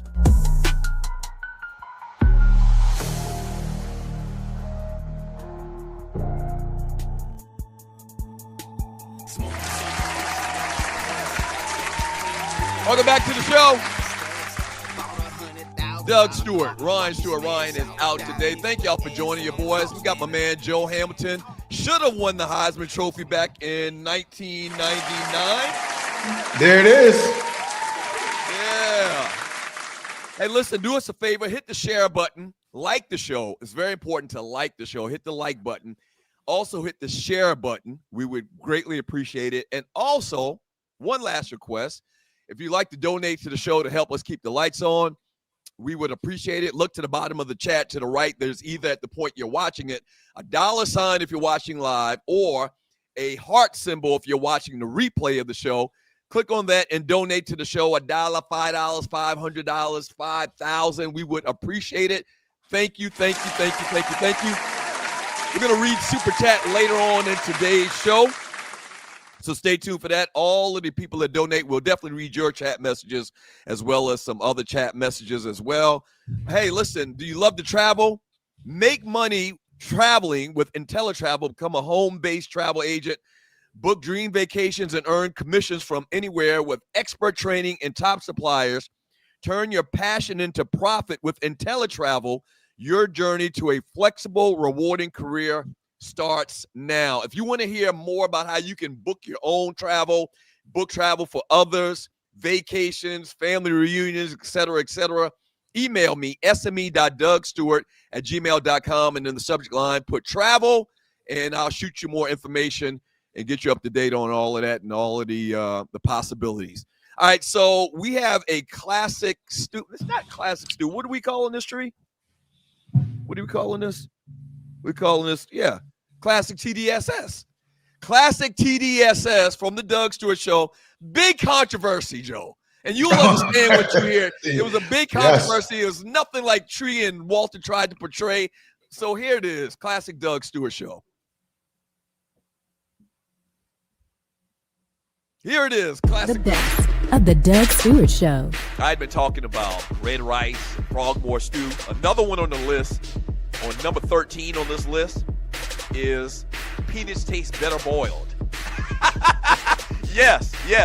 And as God is my witness, my wife did not know people boiled peanuts and ate them. She did not. My wife's from Ohio. And yes, boiled peanuts, if cooked right, are the bomb.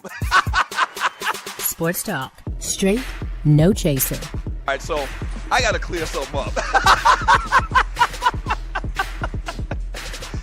and I don't even know why anybody's mind would even work like this, but evidently it's becoming a topic of conversation. In the last segment, I was talking about boiled peanuts, okay, that come from out of the ground, not boiled peanuts. And so evidently there's some talk in the chat room about Doug talking about boiled man parts. No, peanuts. I'm trying to say it as slow as I can. Peanuts, okay? What is it? P-E-A-N-U-T-S? Peanuts. No, man! Not boiled peanuts! Come on, man! And I see Vern in here. Damn you, Vern! Ugh. Y'all know what the hell I was saying. This is the Doug Stewart Show.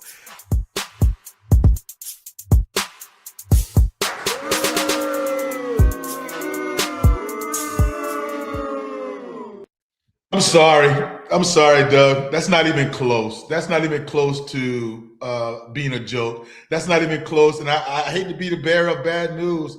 I clearly heard boiled peanuts. I clearly heard that. And when I heard boil, it was all over. When I heard boil, it's all over. Right. Yeah. Right. Thank you, Joe. Tree, I'm sorry. Sorry. First of all, why would here's the deal. Here's the deal. Every gas station in the low country of South Carolina, when you stop, I mean, instead of you getting chips and all those other things, we went to the pot over there on the side, and we got a scoop of boiled peanuts, and that's what we do. And that's it. So when I heard boiled, it was nothing else that could come up. So no, I didn't hear. Well, there's something that could come up. I didn't hear the man part. I didn't hear the man part at all. Everybody Tree in No. that chat Tree, was please going remove that big ass phallus. Thank October you, Joe 2015. Hamilton. Arlie, you heard it. Did you understand? I was saying the delicacy boiled peanuts. Yeah, now he's no.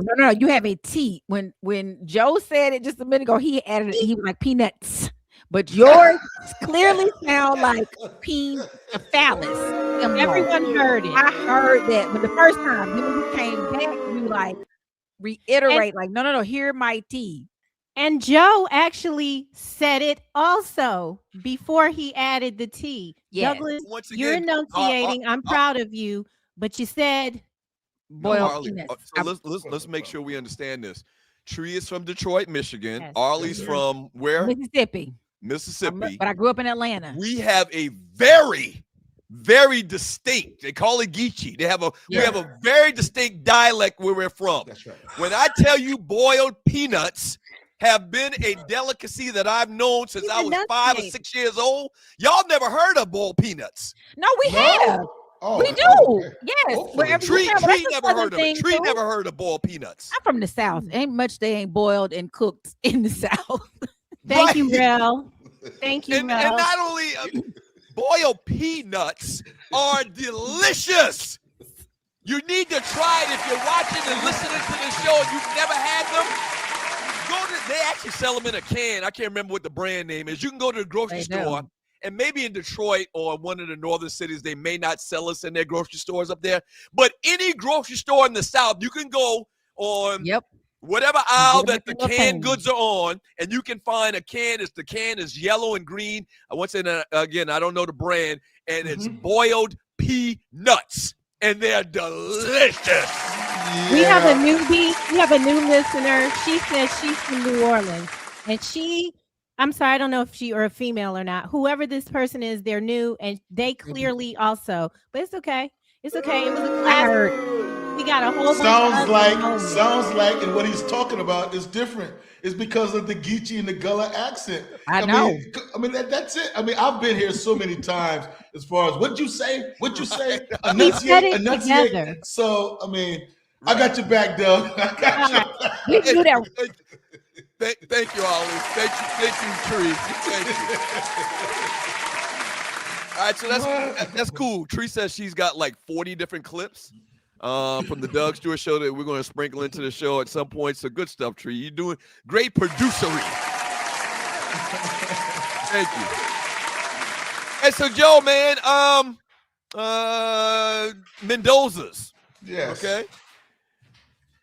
Alberto Mendoza, younger brother of Heisman winner Fernando Mendoza, transferred to Georgia Tech shortly after Indiana's college playoff national championship win.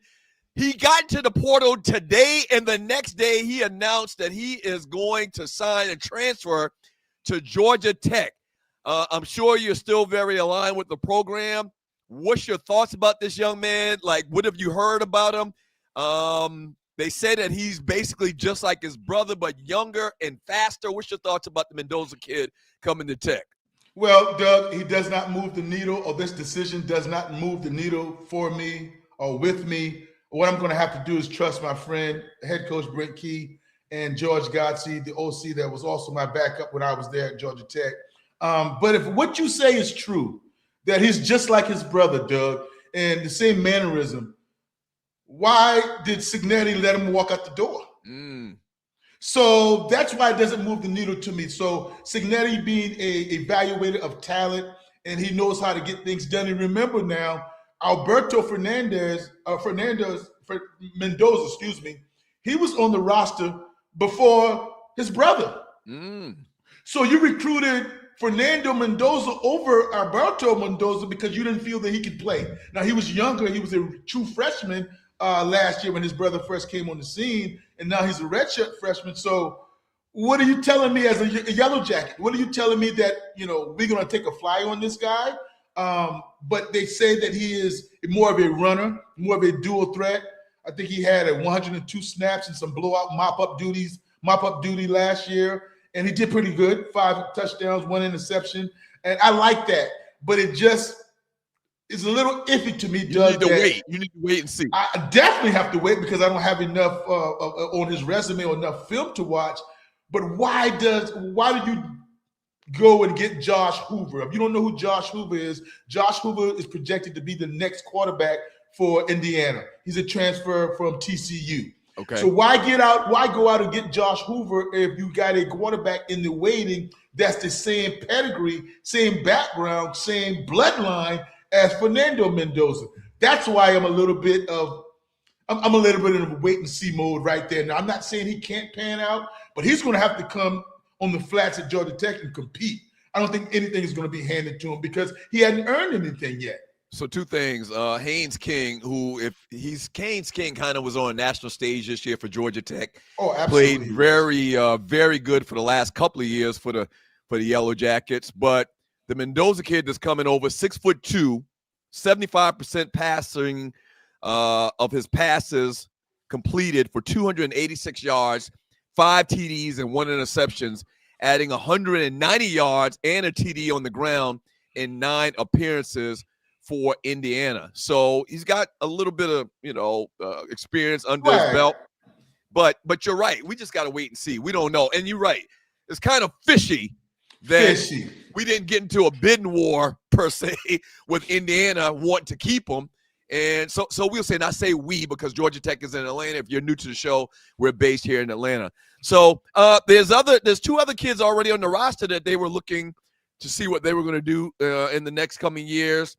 Graham Knowles and Grady Adamson. Do you know anything about these 2 guys as backups right now for Tech? They don't play much at all because you remember the backup quarterback transferred to Florida, Aaron Philo. So Aaron Philo is gone. When Haynes King was a little beat up, it was Aaron Philo that came in as a backup quarterback. So Graham Knowles or Grady Adamson haven't played yet. We don't have film on those guys. And they got a highly touted freshman coming in named Cole Bergeron. So it's going to be an all-out battle, and you're going to have to trust the process. It's just the fact that I'm not going to fall all the way to this is the brother of Fernando Mendoza, so he should be all world. Now, I would say this to you real quickly, Doug. Maybe he wanted to get from under the shadow of his brother. Maybe he didn't want to go and stay at Indiana and say every time he misses a pass, every time he throws an interception or lose a game, what would Fernando had done or those type of things. So I can see that, why he's leaving, and Cignetti probably wanted him to stay, but it's just a wait and see mode, and I wish him the best. Go Tech. Go Jackets. Yeah. What do you think Haynes King, or maybe you've already looked at it, how's Haynes King's draft stock looking? Like, is he a first rounder, second, third? What are they saying about Haynes King, former Georgia Tech Yellow Jacket quarterback, who was phenomenal the last 2 years at Georgia Tech on the flats? You're going to have to do a deep dive on Haynes King. If I'm his agent, if I'm his quarterback coach, I don't have him running at all. We know about that. I'm having him sitting in the pocket and making sure you clean up that footwork, being here, but they hit the outside, the numbers throw deep, and those type things. But it's all projection, Doug, and I'll take him over Carson Beck. You know what I mean? So right. when you look at the prototypical quarterback, what's that these days? I don't know. All I know is I want somebody that can move the chains and get the job done, and he's a leader of men in that huddle. And I think Haynes King checks all those boxes, but I don't think he's a starter in the NFL because of his, I just don't. He's going to have to go to a system that is going to utilize his skill set, running it, power football. Because remember, King is not elusive. Is he right? I was going to say, is he kind of like a poor man's Josh Allen? Yes, sir.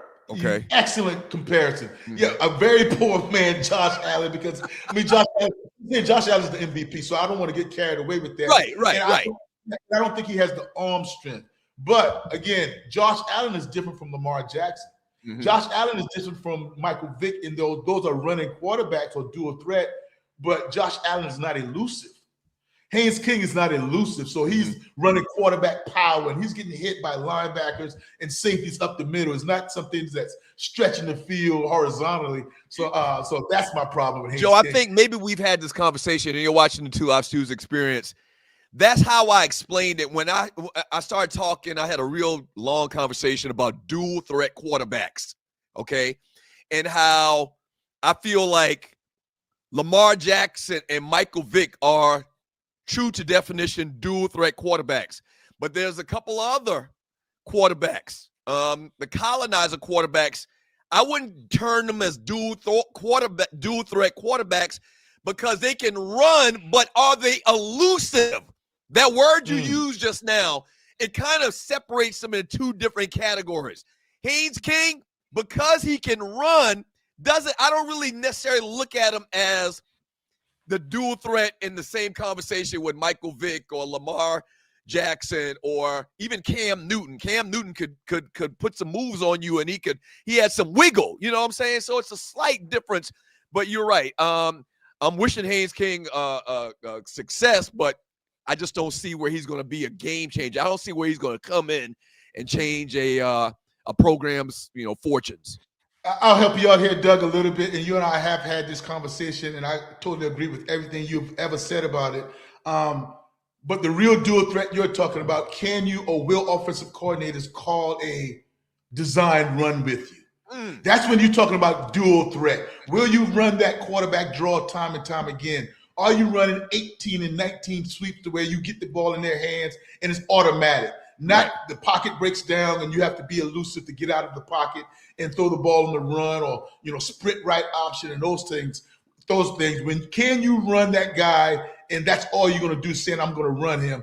That's the definition you're talking about. Right. We're joined by the should have been Heisman Trophy winner Joe Hamilton, Georgia Tech's finest. Speaking of which, back to the story. We got a little time here. Back to the story you were telling when we first started the show. You took visits to Clemson, Penn State. Where else? Nebraska, Georgia Tech, and South Carolina. I had no idea. And this was when Nebraska was Nebraska. We're talking 95. If I had gone to Nebraska, they were coming off of a national championship. You remember they went back to back. I would have been a national championship winner because Tommy Frazier would have one more year left. And my thought process was to play 1 year behind him, under him. And the next year when he leaves, then I would take over. Yes. So is it kind of like a domino effect? Georgia Tech, who's the first Power 5 school that found you and reached out to you? Was it Tech? No, it was Penn State because of Clifton Dingle. Because of Cliff Dingle. Okay. Yes. So how did Nebraska – this is fascinating to me. Right. How did Nebraska – and I could see you playing for Nebraska behind Tommy Frazier the way you played the game. How did Nebraska find out or hear about you? Because at Penn State, I went to camps. I started camping at that point. I went to Penn State camp 3 straight years, and then all of a sudden the word started spreading. Oh, Joe, that's what it is. Wait a minute. You got to lead with that. I didn't know you went to camp for 3 years at Penn State. Philip Morgan, and you know about Philip Morgan. He came from St. John. Coach Philip Morgan drove us up there for 3 straight years. Going into my freshman year, going into my sophomore year, going into my junior year, we flew up there. We drove up there every single time. So I got on the map that way. But Clifton Dingle was already there when we did that. Okay, but we've been preaching for years. It's more so about these camps than actually a lot of times what you do on the field in your conference. You're right. It's more about the kids. There it is. That's the answer to the damn question. You should have led with that, man. Hey, listen, when we get back from the break, that's on the WTPR 107.5. When we get back from the break, man, last 48, the biggest memes in the 2 Live Stews Facebook chat group. Don't go away. Yeah, stay right there. Man, that's what it is. I knew it. I knew they didn't find your ass. Please. I retired from those when I hung up my cleats. Why get poked when you can snack your way slim? Brain IQ chews are all natural, taste great, and keep you in the game. Shots hurt, chews work. BrainIQ.com/REF/OneLiveStew. BrainIQHealth.com/REF/OneLiveStew. Brain IQ chews. Smarter than shots, stronger than excuses.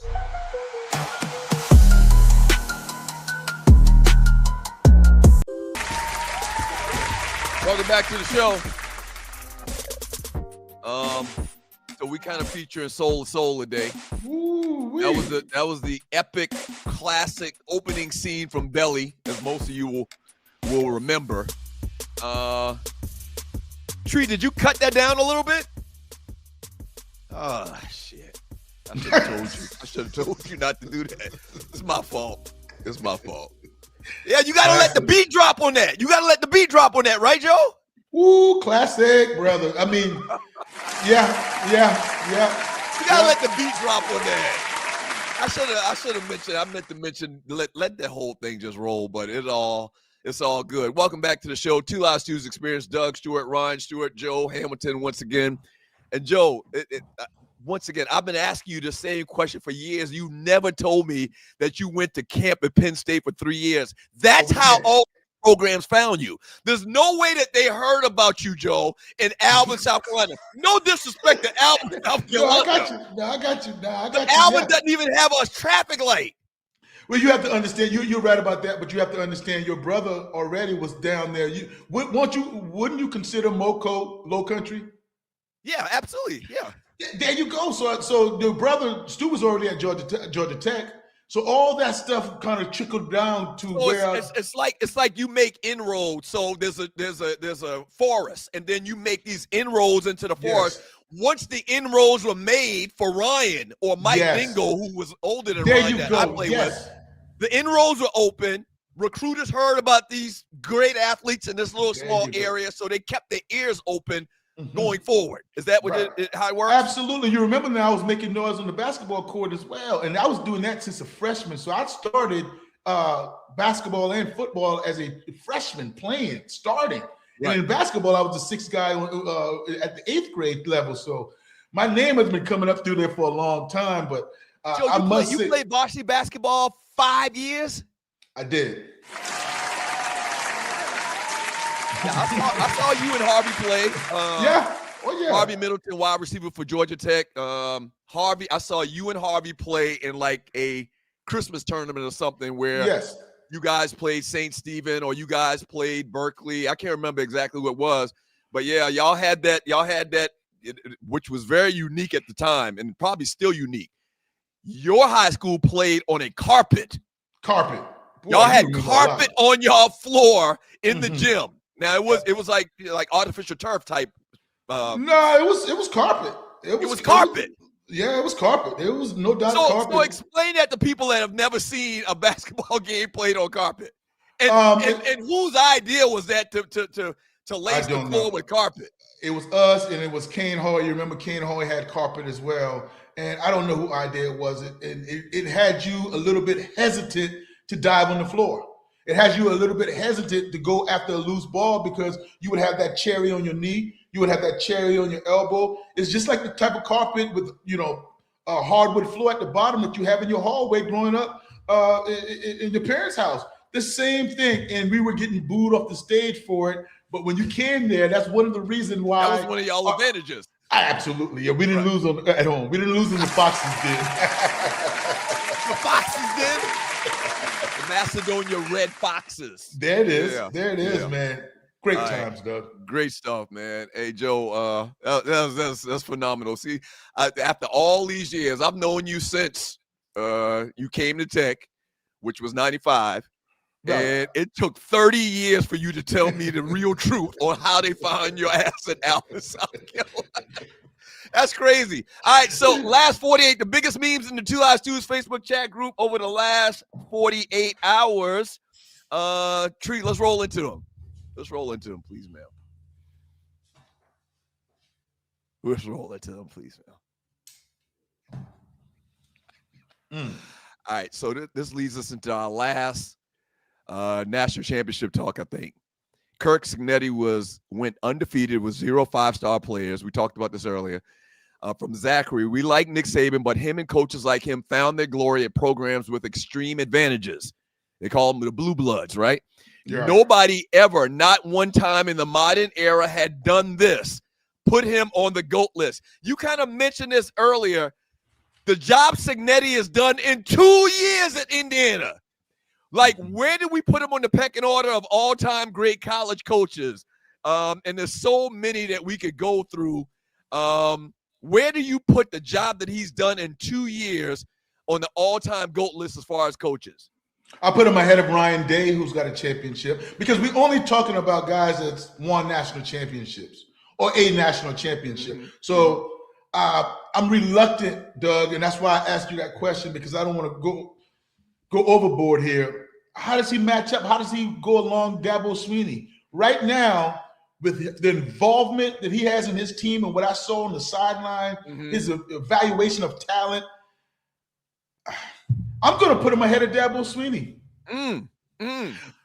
Because I see Dabo Swinney as being a CEO, and that's fine, but I don't see him actually coaching on that sideline. Right. I'm not going to put him ahead of Coach Kirby Smart, because for the simple fact that I think Coach Kirby Smart is actually coaching on that sideline, and if he has to take that headset from somebody the way he doesn't like the defense, he's taking it and he's helping perform. So, and I know that's going overboard for one season, but it's not one season. It's 2 seasons. And you talked about it earlier, Doug. This is talking about the all-time losingest program in football history that he's turned around. Right. So something has to be said about that. So it's a touchy question, but I'm putting them up there, not with the Osbornes and the Paternals quite yet, and the Bobby Bowdens, but this era, this generation, I have to put him up there, my brother. Right. You can't put him in that conversation with Bobby Bowden or Joe Paterno. You mentioned Tom Osborne in Nebraska, because those guys got multiple championships. They were there for, I don't know, some of them 20, 30 years at their programs for 20 plus years. So you can't put them ahead of those guys because they have a longer resume, you know? Yeah, absolutely. Or Nick Saban. I can't put him ahead of But Saban if you talk about 1-year coaching jobs, it's hard not to put this guy in that conversation, man. Cignetti. It's hard not to put him in that conversation. Seriously. Because he's doing it. How is he doing it? Because what we're talking about is coaching, right, Doug? Right. So I'm talking about coaching and who he is coaching, and he's doing it. He did it in the Big Ten. Now, I would remind you, the Big Ten has the last 3 national champions. Right. So in Michigan and Ohio State and then Indiana. So he's not doing it in a subpar conference. He didn't luck up on this. He coached his way to this. You know what the thing I think we could put him at the top with, and you're watching 2 Live Students Experience, Doug Stewart, Joe Hamilton today. I think we can put him in the conversation as one of the greatest coaches, maybe the greatest coach to coach players up. Now you don't want to limit him now, okay? I understand where you're coming from. What do you mean to coach players up? Well, clearly he probably had lesser talent in relative terms to other programs at their height when they won their national championships. Yes. I mean, clearly Florida State got the best players from the state of Florida. You know, Nebraska, they recruited nationally. Penn State always recruited nationally. Penn State got Cliff Dingle. You remember Wally Richardson that came out of the high school in Columbia? They always get these guys from South Carolina. I'm like, how's Penn State getting these? Because Penn State recruited nationally, okay? There's a guy that played linebacker that came out the same year that I did from Johns Island, and I'm going to come up with his name. But he played at Penn State. So to do, I mean, we've been talking about Bobby Ingram. Yeah, Bobby Ingram left from the state of South Carolina to go play with Penn State. Played in the NFL for over a decade for the Seattle Seahawks and a couple other teams. But this guy was very limited in the talent in relative terms to the conversation these other coaches and the blue chip talent they brought in every year just because of their name. You see what I'm saying? And that's my point, because it's crazy, Doug, because 2 beats 1, right? Right. 2 championships beat 1. And that's why I brought up Dabo Swinney, and it's so tough with the Dabo Swinney conversation because Dabo had a dynasty for a second, didn't he? Right. Absolutely. But what I watched, I can't just overlook what I just watched. Right. And this is 2 years running. Now he didn't win it last year, but he was in the playoffs hunt, turning a team that went 3-9 before he got there to making the college football playoffs, to winning it. Now next year we would see, but I don't anticipate a drop off. Do you? No, I don't see how there could be a drop off. That's what I'm talking about. But because of the way college football is now, there's no way that I see, because he's probably going to get even better players than he got this to put together the squad that he's had over the last couple of years. You're right, and he's going to coach them up. And he's going to coach him up. So I don't think we are being loose. Are we being too loose with calling him great so early? No, I don't think we are. I don't think I am. We're putting it in perspective. That's right. We're putting it in perspective based on how long he's been there and what he had to work with. No, I don't think it's too much to say that this guy is a great and going to go down as an all-time great coach when we look back. All right, meme number 2, Tree, and you're watching 2 Live Students Experience. Ooh, I thought this was interesting as hell. So, do you consider the 2025 Indiana Hoosiers among the greatest college football teams of all time? Tree, give us an isolation on this. Take me and Joe away so I can read it. I'm sorry, my eyes are. I should have had my damn glasses right here. So, greatest college football team of all time. You got the 2019 LSU team that had Joe Burrow, had all-world wide receivers in Chase and Justin Jefferson. Leonard Fournette. Leonard Fournette wasn't on that team. I think this is wrong. I don't think Leonard Fournette he wasn't on that team. That was Clyde Edwards-Helaire. No, Leonard Fournette wasn't on that team. Yeah. That was a great team, though. Okay, I know I'm not crazy. We forget about Leonard Fournette. Leonard Fournette was an absolute beast. At LSU. And then you got the 2001 Miami Hurricanes, Ed Reed, Andre Johnson, Frank Gore, Sean Taylor, and Vince Wilfork.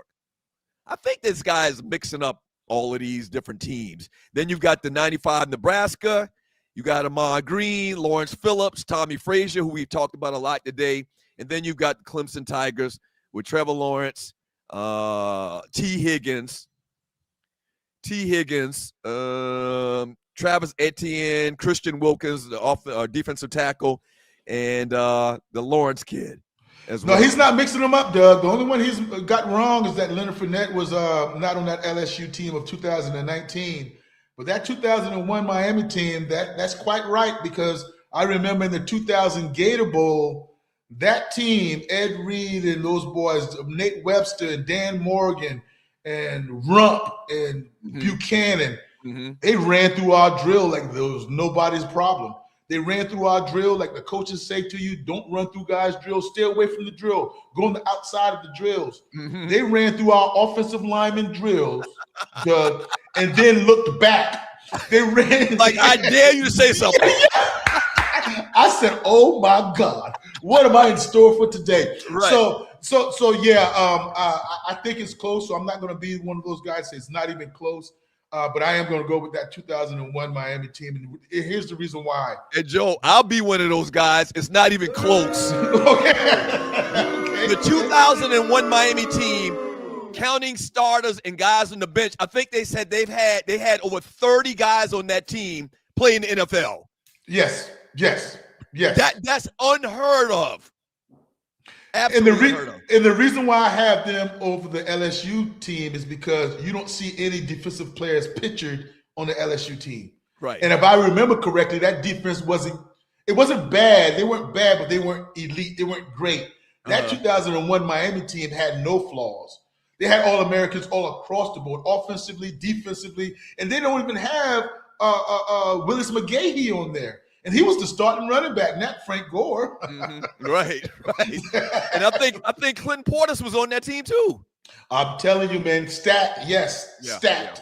Yeah, stacked, real stacked. All right, next one, Tree, and you're watching the 2 Live Students Experience. Thank you for joining your boys. Shouts out to WGPR 107.5 in the D. Shouts out to everybody listening to us whenever and wherever you are. Make sure you hit the like, subscribe to the show, and share the show. We would greatly, greatly appreciate it. From Trenton R. Thompson, Falcons fans calling the Browns dysfunctional while defending Kevin Stefanski as comedy. Atlanta has been just as mediocre for years. The only thing separating them is the Super Bowl appearance that ended in the greatest collapse in NFL history. Stefanski didn't get held back in Cleveland. He got exposed. The Browns won't fall off without Stefanski. They'll finally take off. So let's put a bow on this Kevin Stefanski thing. I think that people in this town are inherently against the hiring of Kevin Stefanski because, and this is the way I explained it on Monday, man. Shedeur to us, to our community, Shedeur is kind of like a nephew, okay? His daddy is kind of like our uncle, one of the greatest players in Falcons history. Like, we don't understand why you would bring this guy into the program to coach this team with a fan base that holds Shedeur, his daddy, his brothers, his uncles in such high regard, man. And the point is the last 2 years, Raheem Morris had a better coaching record than Stefanski. The whole coach of the year thing is long gone. That's a long time ago in relative terms, man. What's your thoughts about this whole Stefanski thing? How do you think it's going to work out? It may turn out to be a great thing. It may turn out to be a great hire. We just don't know yet. It's not heading that way, Doug. I mean, so we have to see that as it is. So we can't, Tree. Thank you, Tree. We can't go and say, hey, he's going to be great, and we haven't seen him be great yet. And this is the deal. He's an offensive guy, Mr. Stewart. He's an offensive guy. And I would say this. He botched the quarterback room. Right. He botched it. I mean, starting with Flacco, going to Kenny Pickett, not giving Dylan Gabriel the reps that he deserved to try to be prepared, and not even thinking about Shedeur, because there is no way you're going to tell me that Dylan Gabriel is a better pro prospect than Shedeur Sanders. Miss me with that. There's no explanation. Now, I do know that third string draft picks get more reps genuinely. I know how that works. But no, you saw it. You saw the ball come to those guys' hands every day in practice. So he botched that. Your offense was the weakness of a team that the strength should have been you offensively. Right. So I don't get the hire that he's got Bijan Robinson, that he's got Drake May. If they're going to keep Kyle Pitts, that he has Chris Lindstrom on the offensive line, that he's stacked offensively. He's never done anything with a stacked offense. Right. So that's why I'm a little confused about the hire all the way around, Doug. All the way around. And here's the thing you got to remember about Shedeur, and you're watching the Two Live Stews experience, and we're because Stefanski is here, we're probably going to talk a lot more about Shedeur over the next year and years. Whenever the detractive Shedeur and Dion, for the most likely, whenever they talk about him in terms of being a fifth-round draft pick. Why is he supposed to play a fifth-round draft pick? Why are y'all mad that a fifth-round draft pick getting put on the field? That's good, Doug. Because we use our eyes. He shouldn't have been a fifth-round draft pick. We're not stupid. Y'all are putting in consideration that he's really a fifth-round draft pick. He's not a fifth-round draft pick. So there's a false narrative whenever you start talking about Shedeur from the very rip, and you're one of those people saying, oh, he's just a fifth-round draft pick. You know good well that man ain't no fifth-round draft pick. You know good well. Stop this shit now. You know good well this man ain't no fifth-round draft pick. Stop it. That's the problem. Well said. Yeah, That's the problem. Yeah. And you know what, Doug? It's such a huge problem because friends with Joe Hamilton today. Don't go away. Keep it locked if you can. Stay right here. Don't go away. Don't go away.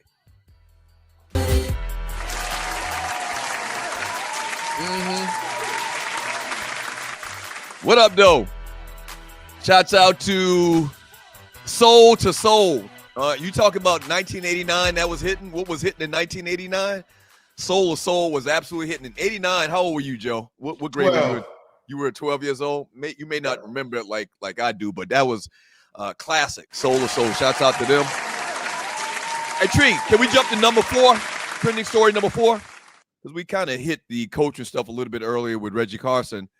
Florida recently experienced another rare snowfall event in the Panhandle on January 18, 2026, marking the second consecutive year with snow. Ooh.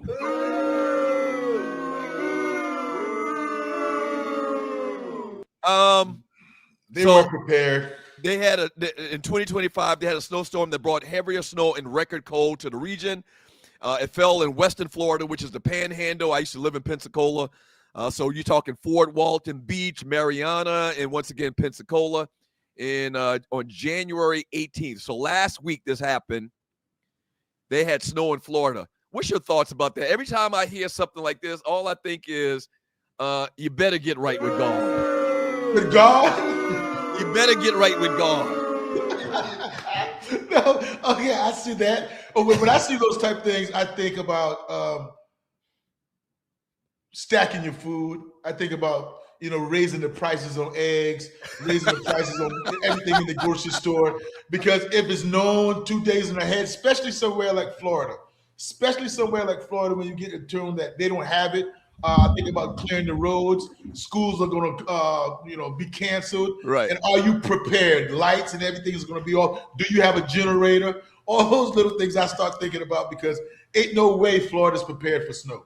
And you're watching the Two Lives Tuesday experience. Tree and Ollie join us right now. Tree and Ollie join us. How incredible is it to have snow in Florida? And what are your thoughts about global warming in general? Doug. Global warming in general. Go ahead. Douglas, you do know that there's an ice storm allegedly on the way here, right? On the way where? To Atlanta. I told y'all. I told the chat. I was like, this bitch is talking about Florida. You're right with God. Yeah, in Georgia. Wait a minute. We had the big ass snowstorm last winter. Yep. When we had like a foot of snow. It was crazy. That's hard. I haven't. So listen, I don't really watch local news like that, to be honest with you. I only watch like CNN and ESPN all day long. So locally, I don't know the weather. Maybe I should. CNN. Wow. For the We're last in big trouble, Doug. We're in big trouble this 3 weekend. days. If everything comes true this weekend, we might be out of power. They say for maybe a week. Doug, it's catastrophic. Like it is. Yes. It's coming through Texas. Hey, listen, I'm gonna need you to manifest better words. We don't use words like catastrophic. Now he want to manifest, Arlie. Now he want to talk positive. Yeah. What is Douglas, this we're supposed to supposed to have Tomorrow it starts with the rain. the rain. It's raining actually outside now. Ooh, okay, I heard the rain this morning when I woke up. Wow. The show is over right now. So Go to the store. Everybody, store. right. Black Diamond said, Doug, hurry up and get to the store. People talking about making their chili and making things they can kind of, eat. I need to go. I'm about to I need to stock up. I knew we didn't know. Because in my mind, I said, why are we talking about Florida? Right. I didn't think anything of it until you just reminded him that we're supposed to be having such a bad storm. People are canceling their plans to come. Like I have a friend that was coming in town and she's like, I might get stuck because we're supposed to get such bad weather and it's coming the whole route. So here's the thing. Here's the reason I wanted to include y'all in the conversation. We've talked about it on both sides. We've had warmer than traditional winters, and then we've had cooler than traditional summers a lot of times, but more so with this whole winter thing. Like the winters haven't been that cold. That they haven't been as cold as I remember back when I was growing up. We seem to get like a spurt of a wind. Like it's gonna be this week, y'all gonna be as cold as you could be possibly in the state of Georgia, and then it just comes back and we're warm. We've been going up and down, so that's why I know global warming is a real thing. It's absolutely a real thing. What say you, Tree? Just back to they're going to take your badge away from you when they see this video. That's number one. What badge? What do you refer to? Your police badge. Your police badge, because you're supposed to know all these things. But you're not ready to tell on people that's going to be sliding on all this ice. You're going to be the slider. It's going to be you. I mean, I think that, I grew up in Michigan, though. I did move down here thinking that it would be hot during these months, and that's never happened. Right. So I have a lot of Detroit gear ready to go at any time. You know what's coming back? And me and Ryan talked about it one Christmas, man. We both got sheepskin coats. Now it was South Carolina, and it wasn't cold as New York City, but it was very cold. It was colder back when we were younger than it is now, once again, to repeat. But, they're coming back. I've seen I saw a video of Mary J. Blige, and she's trying on like a full-length sheepskin coat, and she's talking about how this was the style back in the day, but the sheepskin is coming back, long story short. Douglas, do you own a generator? Are you Armageddon ready? No. I got to go to the grocery store as soon as we're done. No doubt about it. He's not going to be able to sit still. It's like that? Yes, like that, brother. No doubt about it. Shit. I'm probably going to my parents' house. Ass out. I would have been in here up, trying to warm stuff I got in the freezer, which I don't have a lot of stuff in the freezer in the first place. Wow, it's Ooh, supposed to be start it, be snowing it everybody Saturday. else's business, but the business that's going to keep you safe. Are you going to finish the last 48? Yes, we're gonna do that right now. Okay. Thank y'all so much. Appreciate y'all. Thank y'all so much. Thank you. Last 48, last two memes in the last 48. Two Live Shoes experience. And then we're gonna get into these chat messages. Caleb Williams is the most exciting player in football. I know there are Caleb Williams haters on this app. I've seen it over the last 2 years. I don't know how you don't become a fan of this guy after everything he's been doing. He's so damn fun. Now, I agree. He's very fun. Very fun. He's very exciting. But to say Very Caleb exciting. Williams is the most, what this guy say? Caleb Williams is the most. To say that Caleb Williams is the most exciting player in football is maybe the most ridiculous thing I've ever heard in my life.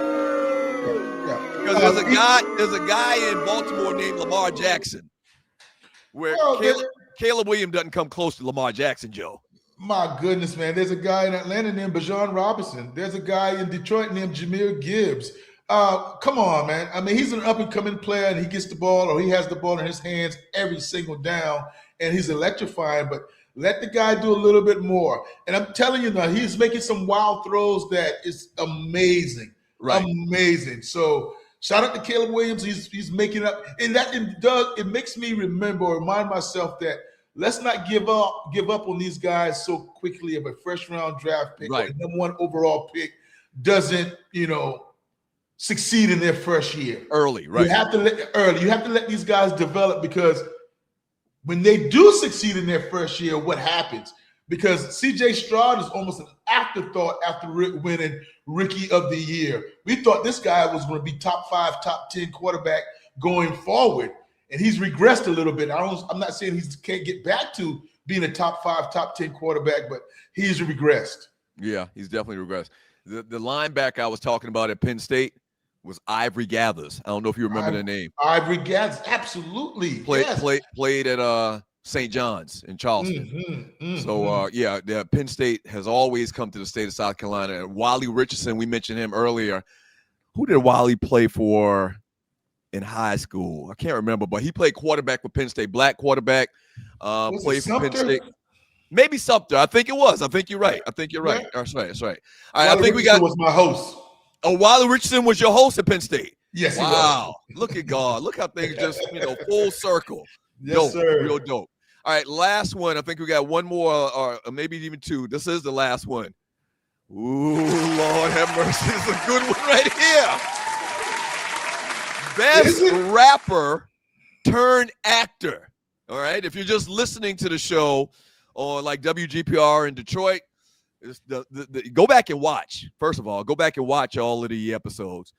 But if you're just listening, best rapper turned actor: Tupac, Will Smith, 50 Cent, Queen Latifah, LL, Ice Cube, Ice-T, or DMX.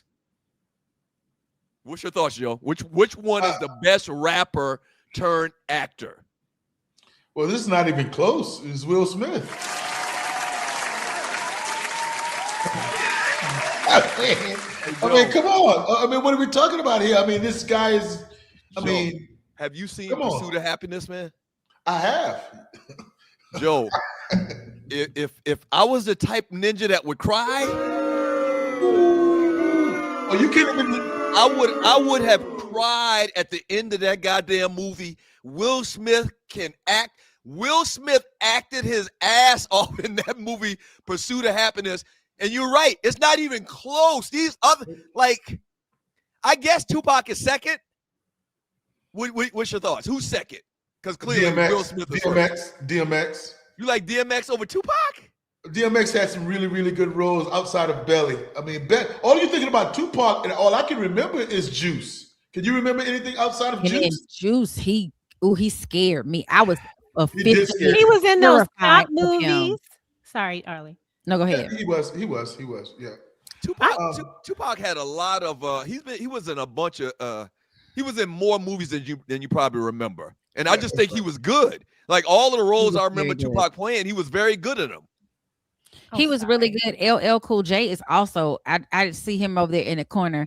LL has done some really great, like moving into SWAT when he plays in those TV shows. He doesn't do movie stuff, but I think and Ice Cube. I mean, that's a hard one. Ice-T really been making his money on SVU. Lord have mercy. Douglas, Poetic Justice. Right. Go ahead. Above the Rim. Mm-hmm. Oh yeah. I thought he was a good actor. Like, let me have a do-over, man.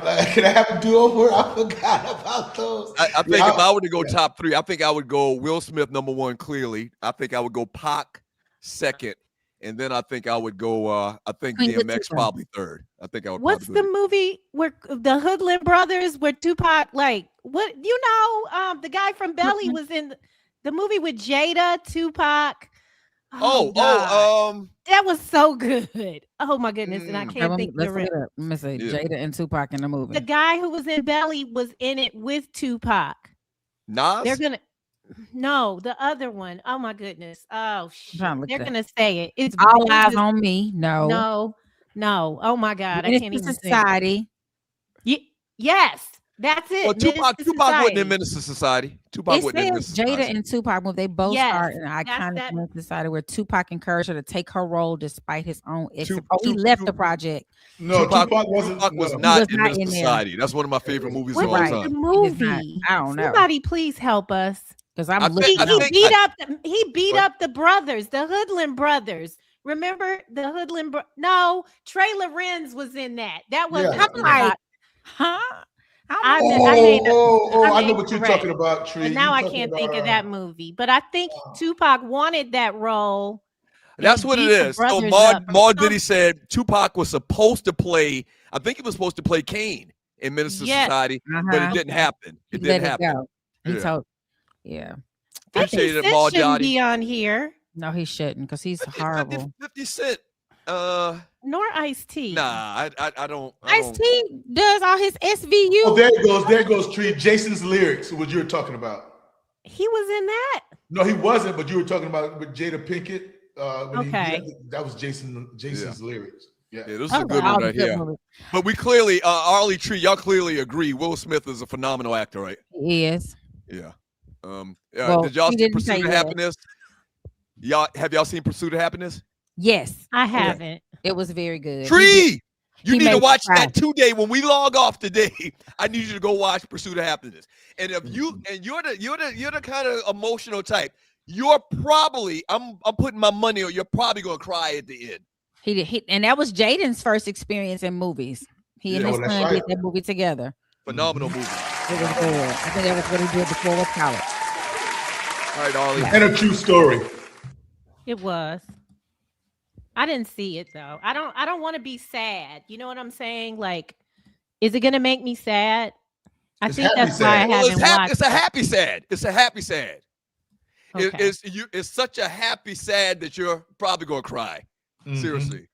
Okay. And once again, if I was the type of dude to cry, I probably would have cried, but I'm not that type of dude to cry over the damn movie. Shut up, studio audience. Douglas, there's a lot of new people today. I made sure that I starred some of their chat. Although they didn't, and thank you for all the donations. Whoever donates, we appreciate it. But I do want to shout out. I don't know who these people are, but welcome. Welcome. Ryan is not here today. If you tuned in for the first time today, the other half, Ryan Stewart, is not here. He's doing something probably for us, but I don't even know the reason why he's not here. And he had my mother come down and babysit his churn for a couple of days. But he's doing something. Why we're out. We don't have to say when we take off. We don't have to say why we're out. I think he may have said it, but I just didn't pay attention. I do that a lot with him. Sean Mims, good morning. Thank you for your donation. When the heat comes on Deion, he stays in the portal. Vanderbilt had a better season last year. Yeah. And that's what a lot of people are saying. Everything that we thought Deion was going to do through the portal, Cignetti did at Indiana. And that's true. Cut to the chase, man. Cignetti's a better coach. Yeah, absolutely. As it stands right now, absolutely. Right. Good morning, Osiris. Thank you for your donation. Coaching matters, but money still drives championships. Major boosters make a difference. Look at Indiana. Mark Cuban is a huge alum and donor. Resources help attract top talent. You can't leave that part out. Yeah, I wonder if there's got to be Thank somewhere you. we can list or we can see a list of NIL dollars, like which programs got this amount of money, which program got that amount of money. There's got to be somewhere we can find that. And you're right, Mark Cuban, he was at the game. I think they even interviewed him before the game, pregame show, and you can imagine the amount of coin that he put into the Indiana program this past year in the last couple of years. Mm-hmm. Cornell fails 6145. Thank you. I'm not familiar with that name, but thank you so much. So no more excuses for DEI Coach Prime. Oh, D Coach Prime. No, he means DEI. He means DEI. Is He's this trying to a make Nordic tracker? probably, and well, he may not be. He may not be. He might just be one of the people that just don't like prime time, getting a lot of exposure and always there's a microphone in his face. A lot of people just don't like him because he's seemingly always confident. Winning. Yeah, a confident black man. I love them. Exactly. Thank you. I need to see them. Loose Neck, what up, Detroit? Loose Neck and Rel, thank you so much for trying your level best to help us stay on that clock. Now we went 3 minutes over several times, but thank you. It's fine. Loose Neck gave us a donation. What up, Detroit? WGPR Hot 107.5 in the D. What up, where I like to Loose Neck? Thank you, Loose Neck, for the donation. All right. I'm trying to do a few things here. Are we ready? Yes. Mm-hmm. And speaking of Detroit, it's the brother man, not the other man, the brother man. Yes, sir.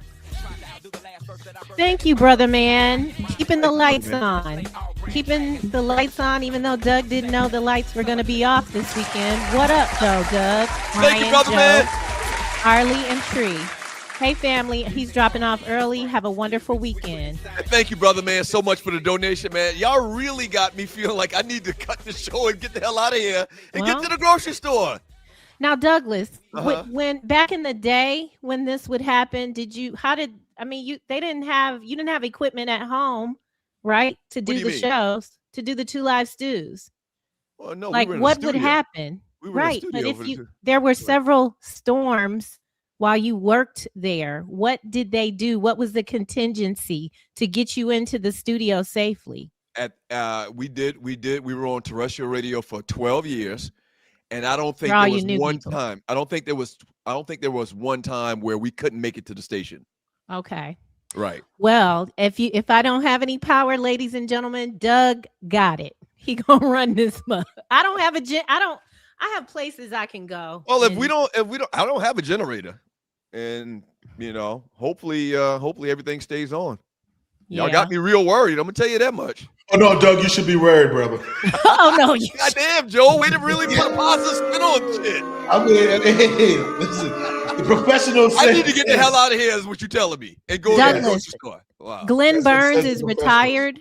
You know who Glenn Burns is? The weatherman. WSB. Yeah. He's been brought out of retirement talking to us for the last 3 days. I'm just saying. Okay. Let's hurry up and read through this chat message and get out of here. Welcome at JB2WB6FS. Welcome to the Two Live Stews experience. You've been contributing a lot. I do have some of your chat marked. Thank you for your donation. Loose Neck. Wait a minute, go back to that guy. Can you go back to that guy? Or is it too late? I can go. I saved some of his other chat. Hold on. Let me find it because I wanted to highlight anybody that I'd never seen here before. That trending story number 4 was on time. Here we go. You see how God works? That's who dropped that 99 cents. WB. Wow, you think you know them? They're from New Orleans. Okay. Somebody picking up our show in New Orleans and didn't tell me? Okay. Maybe he's just someone that works at that station. He's a radio person, a podcast You think that's person. a radio station call letters? WB6FS? That looks like call letters to me. Okay, well, I don't know about the person 6 will part. answer us. Yeah.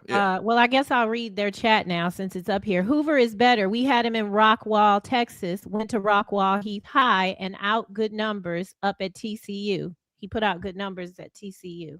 Okay, he's talking about Josh Hoover, the quarterback that just signed with Indiana out of TCU in the transfer report. Okay. And I've seen a couple people say that Indiana's loaded at quarterback. That's why Mendoza, the young Mendoza kid, tried to find a new home. So it must be true. Loose neck, thank you. He was there in real time, and he also heard This is what back he to heard. the Peanuts thing? The people want you to bring the BPA back. This week would have been perfect. Kevin Stefanski or Matt Ryan would have got it. The whole thing took a life of its own. The whole Boiled Peanuts thing took a life of its own. And we gave out a Boiled Peanuts award every Friday to the Busted. It was kind of like the Bust of the Week. And they called it, the listeners called it the Boiled Peanuts Award, the BPA Award. Osiris, thank you. My conspiracy theory, Nikki attacking Don Lemon is a MAGA play for help versus Rock Nation, a pardon for her husband and clemency for her brother. But it backfired. Now they want to deport her since she's not a citizen. Mm-hmm. Now, that would be some funny shit if they deport Nicki Minaj. Seriously. If they find out that Nicki Minaj really is here illegally, from what I understand, she came here at the age of 5, but she never got her papers right. She's still, for lack of a better way to put it, she's still dirty. But why would she be so loud then? Right. You would think you shut the F up. If you still illegal yourself, people get carried away with themselves, man. Osiris, thank you again. He says, look at the done deal photo. Ryan, Stefanski, Blanks, Beadle, Smith. It's 100% white leadership in Atlanta. They fired Fontenot and Morris for this. Who in that pic speaks for the culture? Yeah, there's a photo going around after, I guess, Stefanski made it to Atlanta. It's a picture with him, once again, Arthur Blank, Smith, Arthur Smith, and just like a whole setup. Like the whole thing's been set up for a while. We just didn't know it. That's the way that picture looks. And remember, they created a job for Matt Ryan. They created a job. Last year, right. This is the thing me and Ryan argued about initially. Ryan was saying he was going to be, make all the decisions and he was going to have power. I was like, they came up with this title for him. He has no GM experience. They won't even call him a GM. They're saying that he has to hire GM. I don't even understand what's going on. That's what I thought as well, Doug, until this hire. I thought until this hire, I didn't think he had power, but clearly after this hire and the way they push him out in front of cameras every day, he definitely has power. Yep. You're talking about Matt Ryan. Go ahead, Tree. I'm sorry. Carrie Portis says he's on his way back, or he's on his way to work. Great show. Doug, Joe, Tree, and Arlie. Thank you, Carrie. Thank you for your donation. From Loose Neck Side, shout out to the greatest producer on the planet, Tree Express, Chicken Express Sweet Tea on me. I'm coming soon. Appreciate it, Loose Neck. We gonna hang out. Hey, Joe, who is your second choice? If you didn't go to Tech, where were you gonna go? Nebraska. I had committed to Nebraska. Mom. Wait a minute, you committed? Yes, I went to the visit, came home because they were practicing for the Orange Bowl. They were practicing. I went there while they were practicing. Joe, you could have been the next guy up after Tommy Frazier. That shit is incredible. That's a great story. So what changed your mind from Nebraska to Tech? Mom, when I came home, I said, Mom, she just wanted you to be closer to home. She said I'm excited, and she loved it, and she was, but her face. She said, that's far, son. And so you're not doing that to your son? No. His mom? What about his mom? I'm going to prevent her from doing that because that's a bad feeling. That's a bad. Now I didn't regret going to Georgia Tech, but that option, Doug, I didn't throw the ball in high school, and that option was a fit for me, man. Right. So a lot of the younger people watching right now, it's almost like people that are fans of the Dallas Cowboys. The younger generation looks at fans of the Dallas Cowboys, the crazy Dallas Cowboy fans, say, why are y'all so hyped about this team that ain't done shit in 30 years? So younger people might say, Nebraska? What do you mean? Oh, man. Nebraska was a powerhouse. Power. Hey, Doug, Doug and T, real quick. Doug, Tommy Osborne and Joe Paterno was in my living room. Ah. What? Wow. I don't know. I only know one of those people. Well, Joe Paterno was the head coach. I know Joe Penn State Paterno forever before the scandal. I know who that is. And Osborne was the coach in Nebraska forever. They both coached those programs 25 years plus. You're that good. No.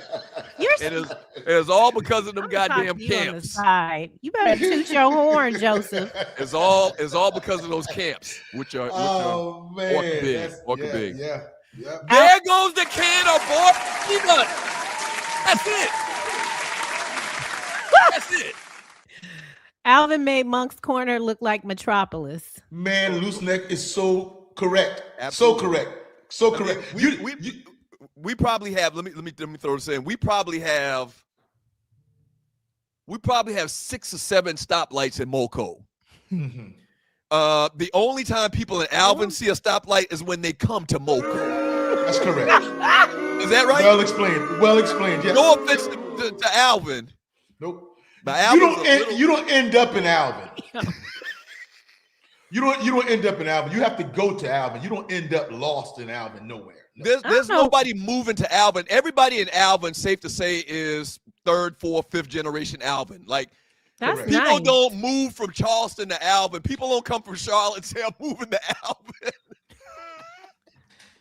which is remarkable to see the things and the players that have come out of there. The number 1 pick in the draft came out of your high school, Courtney Brown. If you're young, look him up. Courtney was the number 1 pick in the draft, and you and Cliff Dingle and all of the guys that we've named all throughout today's show going down memory lane. Great stuff. Shouts out to Alvin, though, doing big things. Always done big things. Huge. Flex Image Training, thank you so much. Solid track record and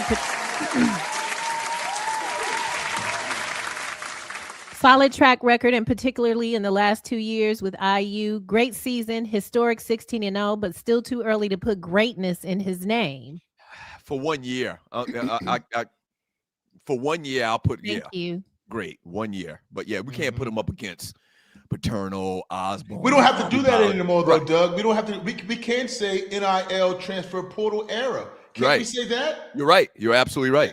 Absolutely right. Yeah, it's different. Loose Neck said you got 1 can of soup, 3 hot dogs in your refrigerator waiting on the storm. Hey, I am about to go get some goddamn Vienna sausage. Where we from? You know about that Vienna sausage, Joe? Yeah. Just stick it in and get it out. Do you eat hot dogs? Absolutely. I started back eating hot dogs recently. You know, I didn't eat beef for 4 years. I love hot dogs. I love them on the grill, especially. See, you from Detroit, home of the Coney Islands, the Coney dog. There's a Coney Island on every corner in Detroit. Yes.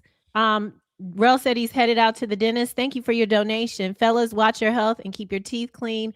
Women love a beautiful smile. I love a man who smiles. Black men don't be smiling. They be having resting bitch face all the time.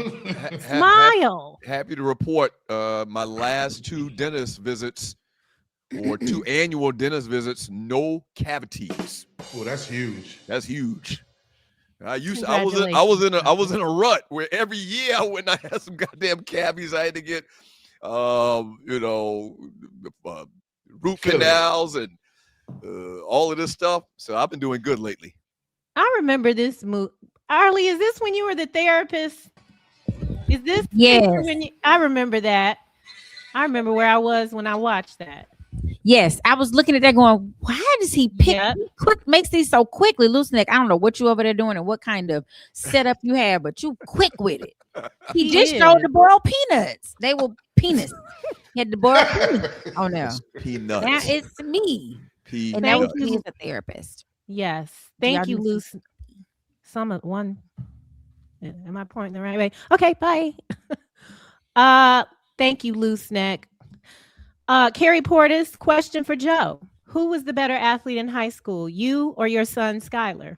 My son, Skylar. That's a great question. My son, Skylar, definitely a better quarterback. Thank you, Carrie. But my son, Skylar, I was very basic. No, Joe. I feel you would say that. Stop for a second. Your Stop character. Stop for a second. Nobody's going to say you're a bad person if you say yourself. You just said your son Skylar is a better quarterback than you at that point. Better quarterback. Yes, that point. Yes. At that point. I wouldn't say athlete because he doesn't play basketball, but I was all world in basketball. But quarterback, man, I didn't throw the ball. You remember I ran the wishbone in high school. Right. So I developed into a quarterback, but competitiveness, Doug, I fed off a competing, man. Right. That's about it. But now I'm not going to sit here and toot my own horn. That's lame, ain't it? Right. Yeah. I don't Put your believe. kids I mean, first. but he's talking about another comment I made. Yeah, right. I believe in tooting my horn. I mean, I don't care what people think about it either. Absolutely. From Loose Neck, they have a generator.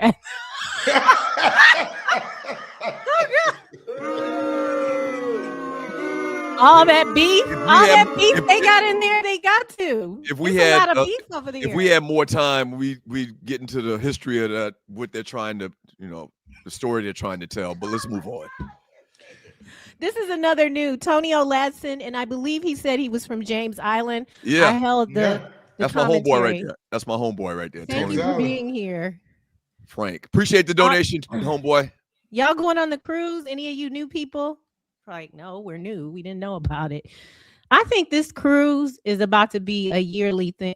Absolutely. I am declaring and decreeing, whether I'm here or not, that the cruise is a yearly thing for you all. Absolutely. I'm very happy for you.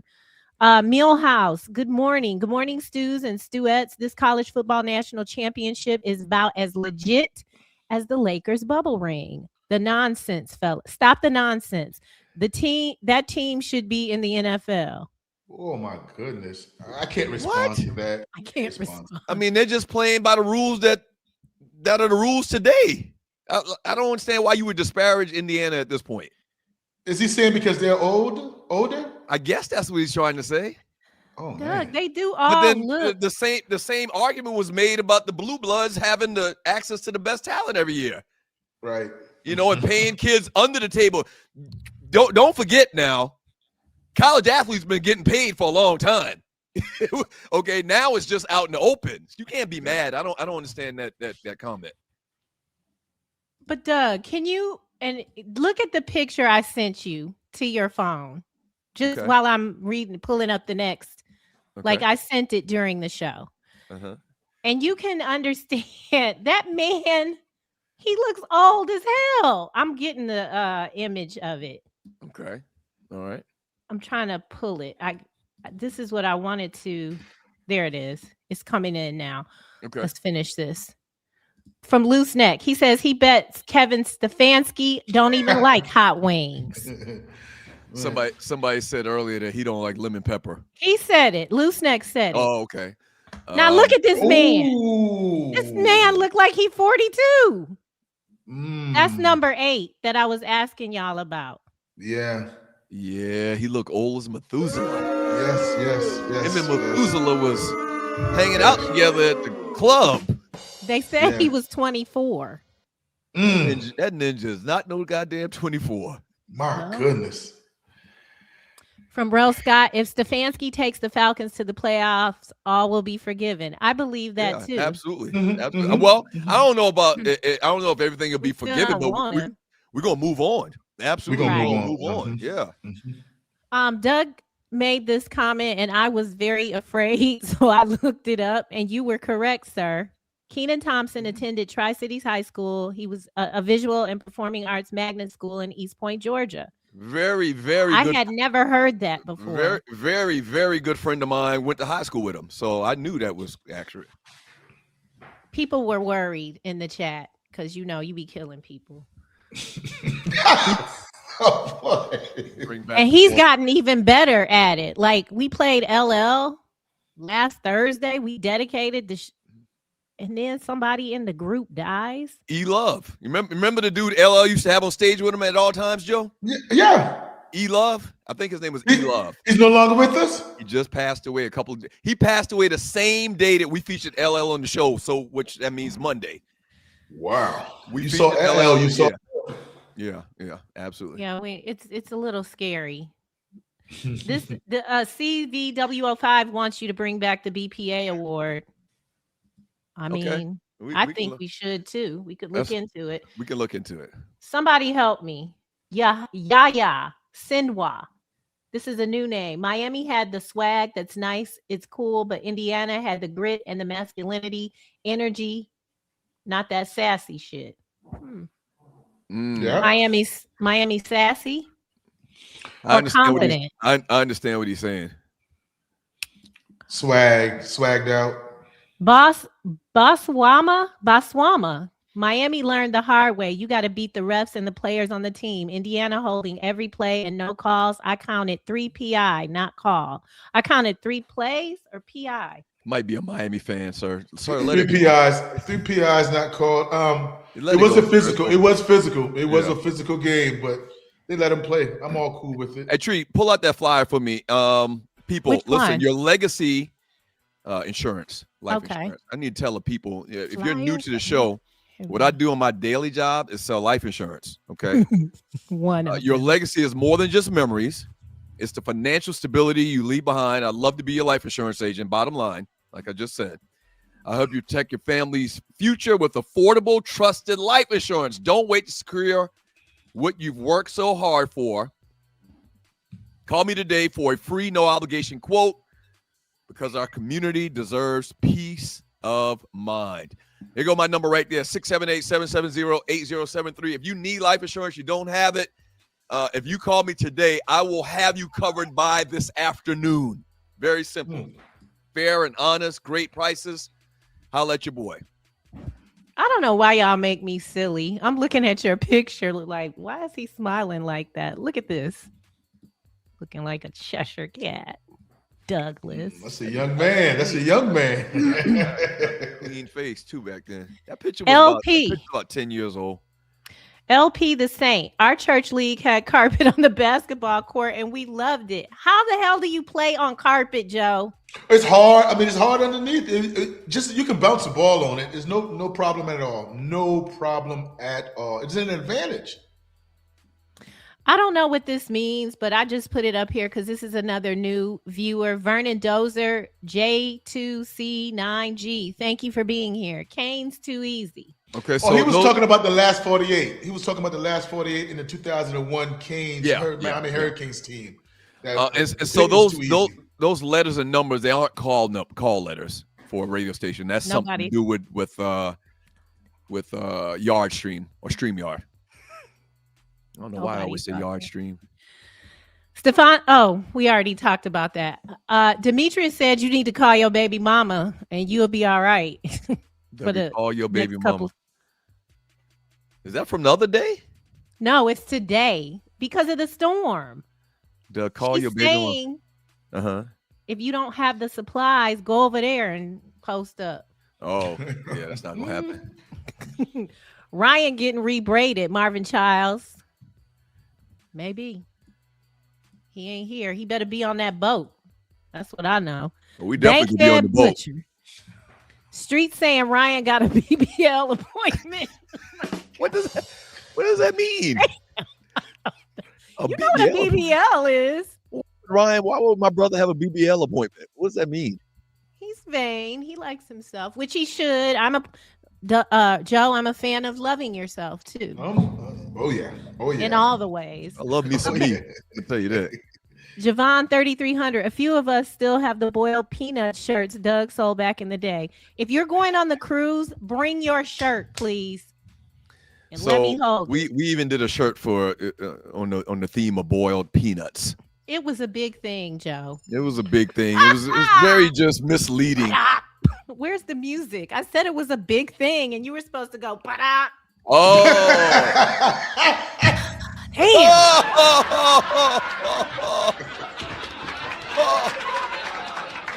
Mr. Charles Jenkins. We got one more after this. Charles Jenkins says, where is Skylar playing at? We don't know. He played at Landmark Christian in high school. Maybe that came before Joe mentioned where he went for his visit. He went to 9:30, 9:34. He might have just joined. Yeah, Charles Jenkins. What up, Jake? Loose neck ending us off. Doug looked like he was selling encyclopedias to the Evans family in his insurance picture. Put the picture back up so people can get the phone number. Wait. Let me get this off. Okay, there we go. So say it. If a brother don't have no facial hair, then he look like he's selling encyclopedias, huh? Is that what you're insinuating? Look how your mouth is. That's my smile.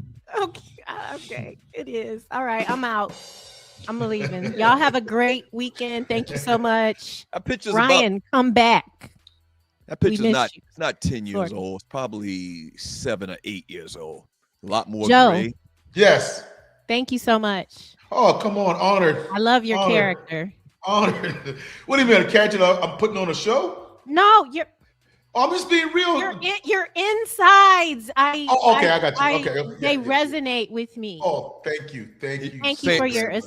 She should have said personality. I should have said what the. Character's kind of confusing. Thank you, Tree. Thank you, Tree. Hey, Joe Ham, baby. Doug. This was a very, very fruitful show today because you finally, after 30 years of knowing you, you got to Tech in 95? 95, yep. After 30 years of knowing you, and I've asked you this question, I know 50 times. Yeah. We used to have you in the 2 Live Stews show. I knew you when you played at Tech because of the homeboy relationship. Yeah. You played at Tech, so 30 years it took for me to finally get the real answer to how Nebraska and Penn State and Georgia Tech found you. It wasn't because they just found you because they heard it was a great young man playing football in Alvin, South Carolina, at Macedonia High School. It's because you went to the camps. Yeah, I did. 3 I years in a row.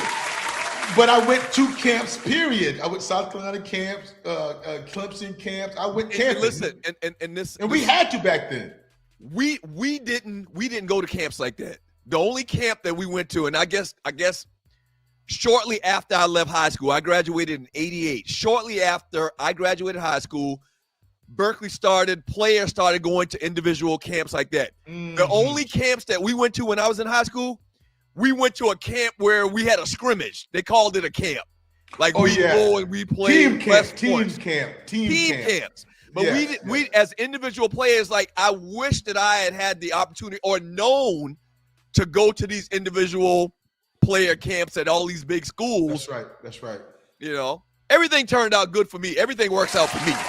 But I always wonder, like, if I would have went to these camps 2-3 years in a row, if I would have went to Clemson's personal camp or Carolina, like, would things have been different for me? It would have. It would. And Doug, that's not saying that you would have done it differently, but it would have made a difference because they want eyes on you. They can look at film and they always wonder, well, I hadn't seen him in person. I would like to see his real size or his real speed, and things like that. So it always helps to get in front of guys, no doubt. Yeah. Hey, Joe, man, appreciate it today, brother. Hey, man, you have a great day, man. Doug, anytime, my brother. And Stu might not be back on Monday, and if he's not, don't hesitate, my man. Absolutely. All right, so y'all take care this weekend. We appreciate you. We appreciate all the donations. Shouts out to WGPR 107.5 in the D. We will be back this coming Monday live. But if you want to go back and watch replays of the show, you can do that as well. Go to 2livestewsyoutube.com. That's 2 livestewsyoutube.com and look at all of the shows that we've done in the last 2 years. We have been back for 2 years. Yes. Thank you, Tree. You get an A+. Arlie gets an A+. Reggie Carson gets an A+. And the listeners get an A+ as well. We'll see you on Monday. Be careful out there in them streets. I guess you got to get to the grocery store if you're in Atlanta. That's where I'm headed right now. Peace. What about Ryan? Look at that big ass head is. You don't get a grade? Yeah, Ryan gets an A2. He gets an A2. God damn, last thing you want to do is get in a headbutting contest with my brother. Go, pull that picture back up. You get that. If you are 5 years old at the time of this picture, do not get in a headbutting contest with this kid. You are done. He kind of look like a little Bernie Mac too, don't he? Don't he look like Bernie Mac? A little Bernie Mac? No? Okay, all right. He don't look like a little Bernie Mac. Hey, be careful this weekend. Peace. Wait, I want to talk to you. Don't go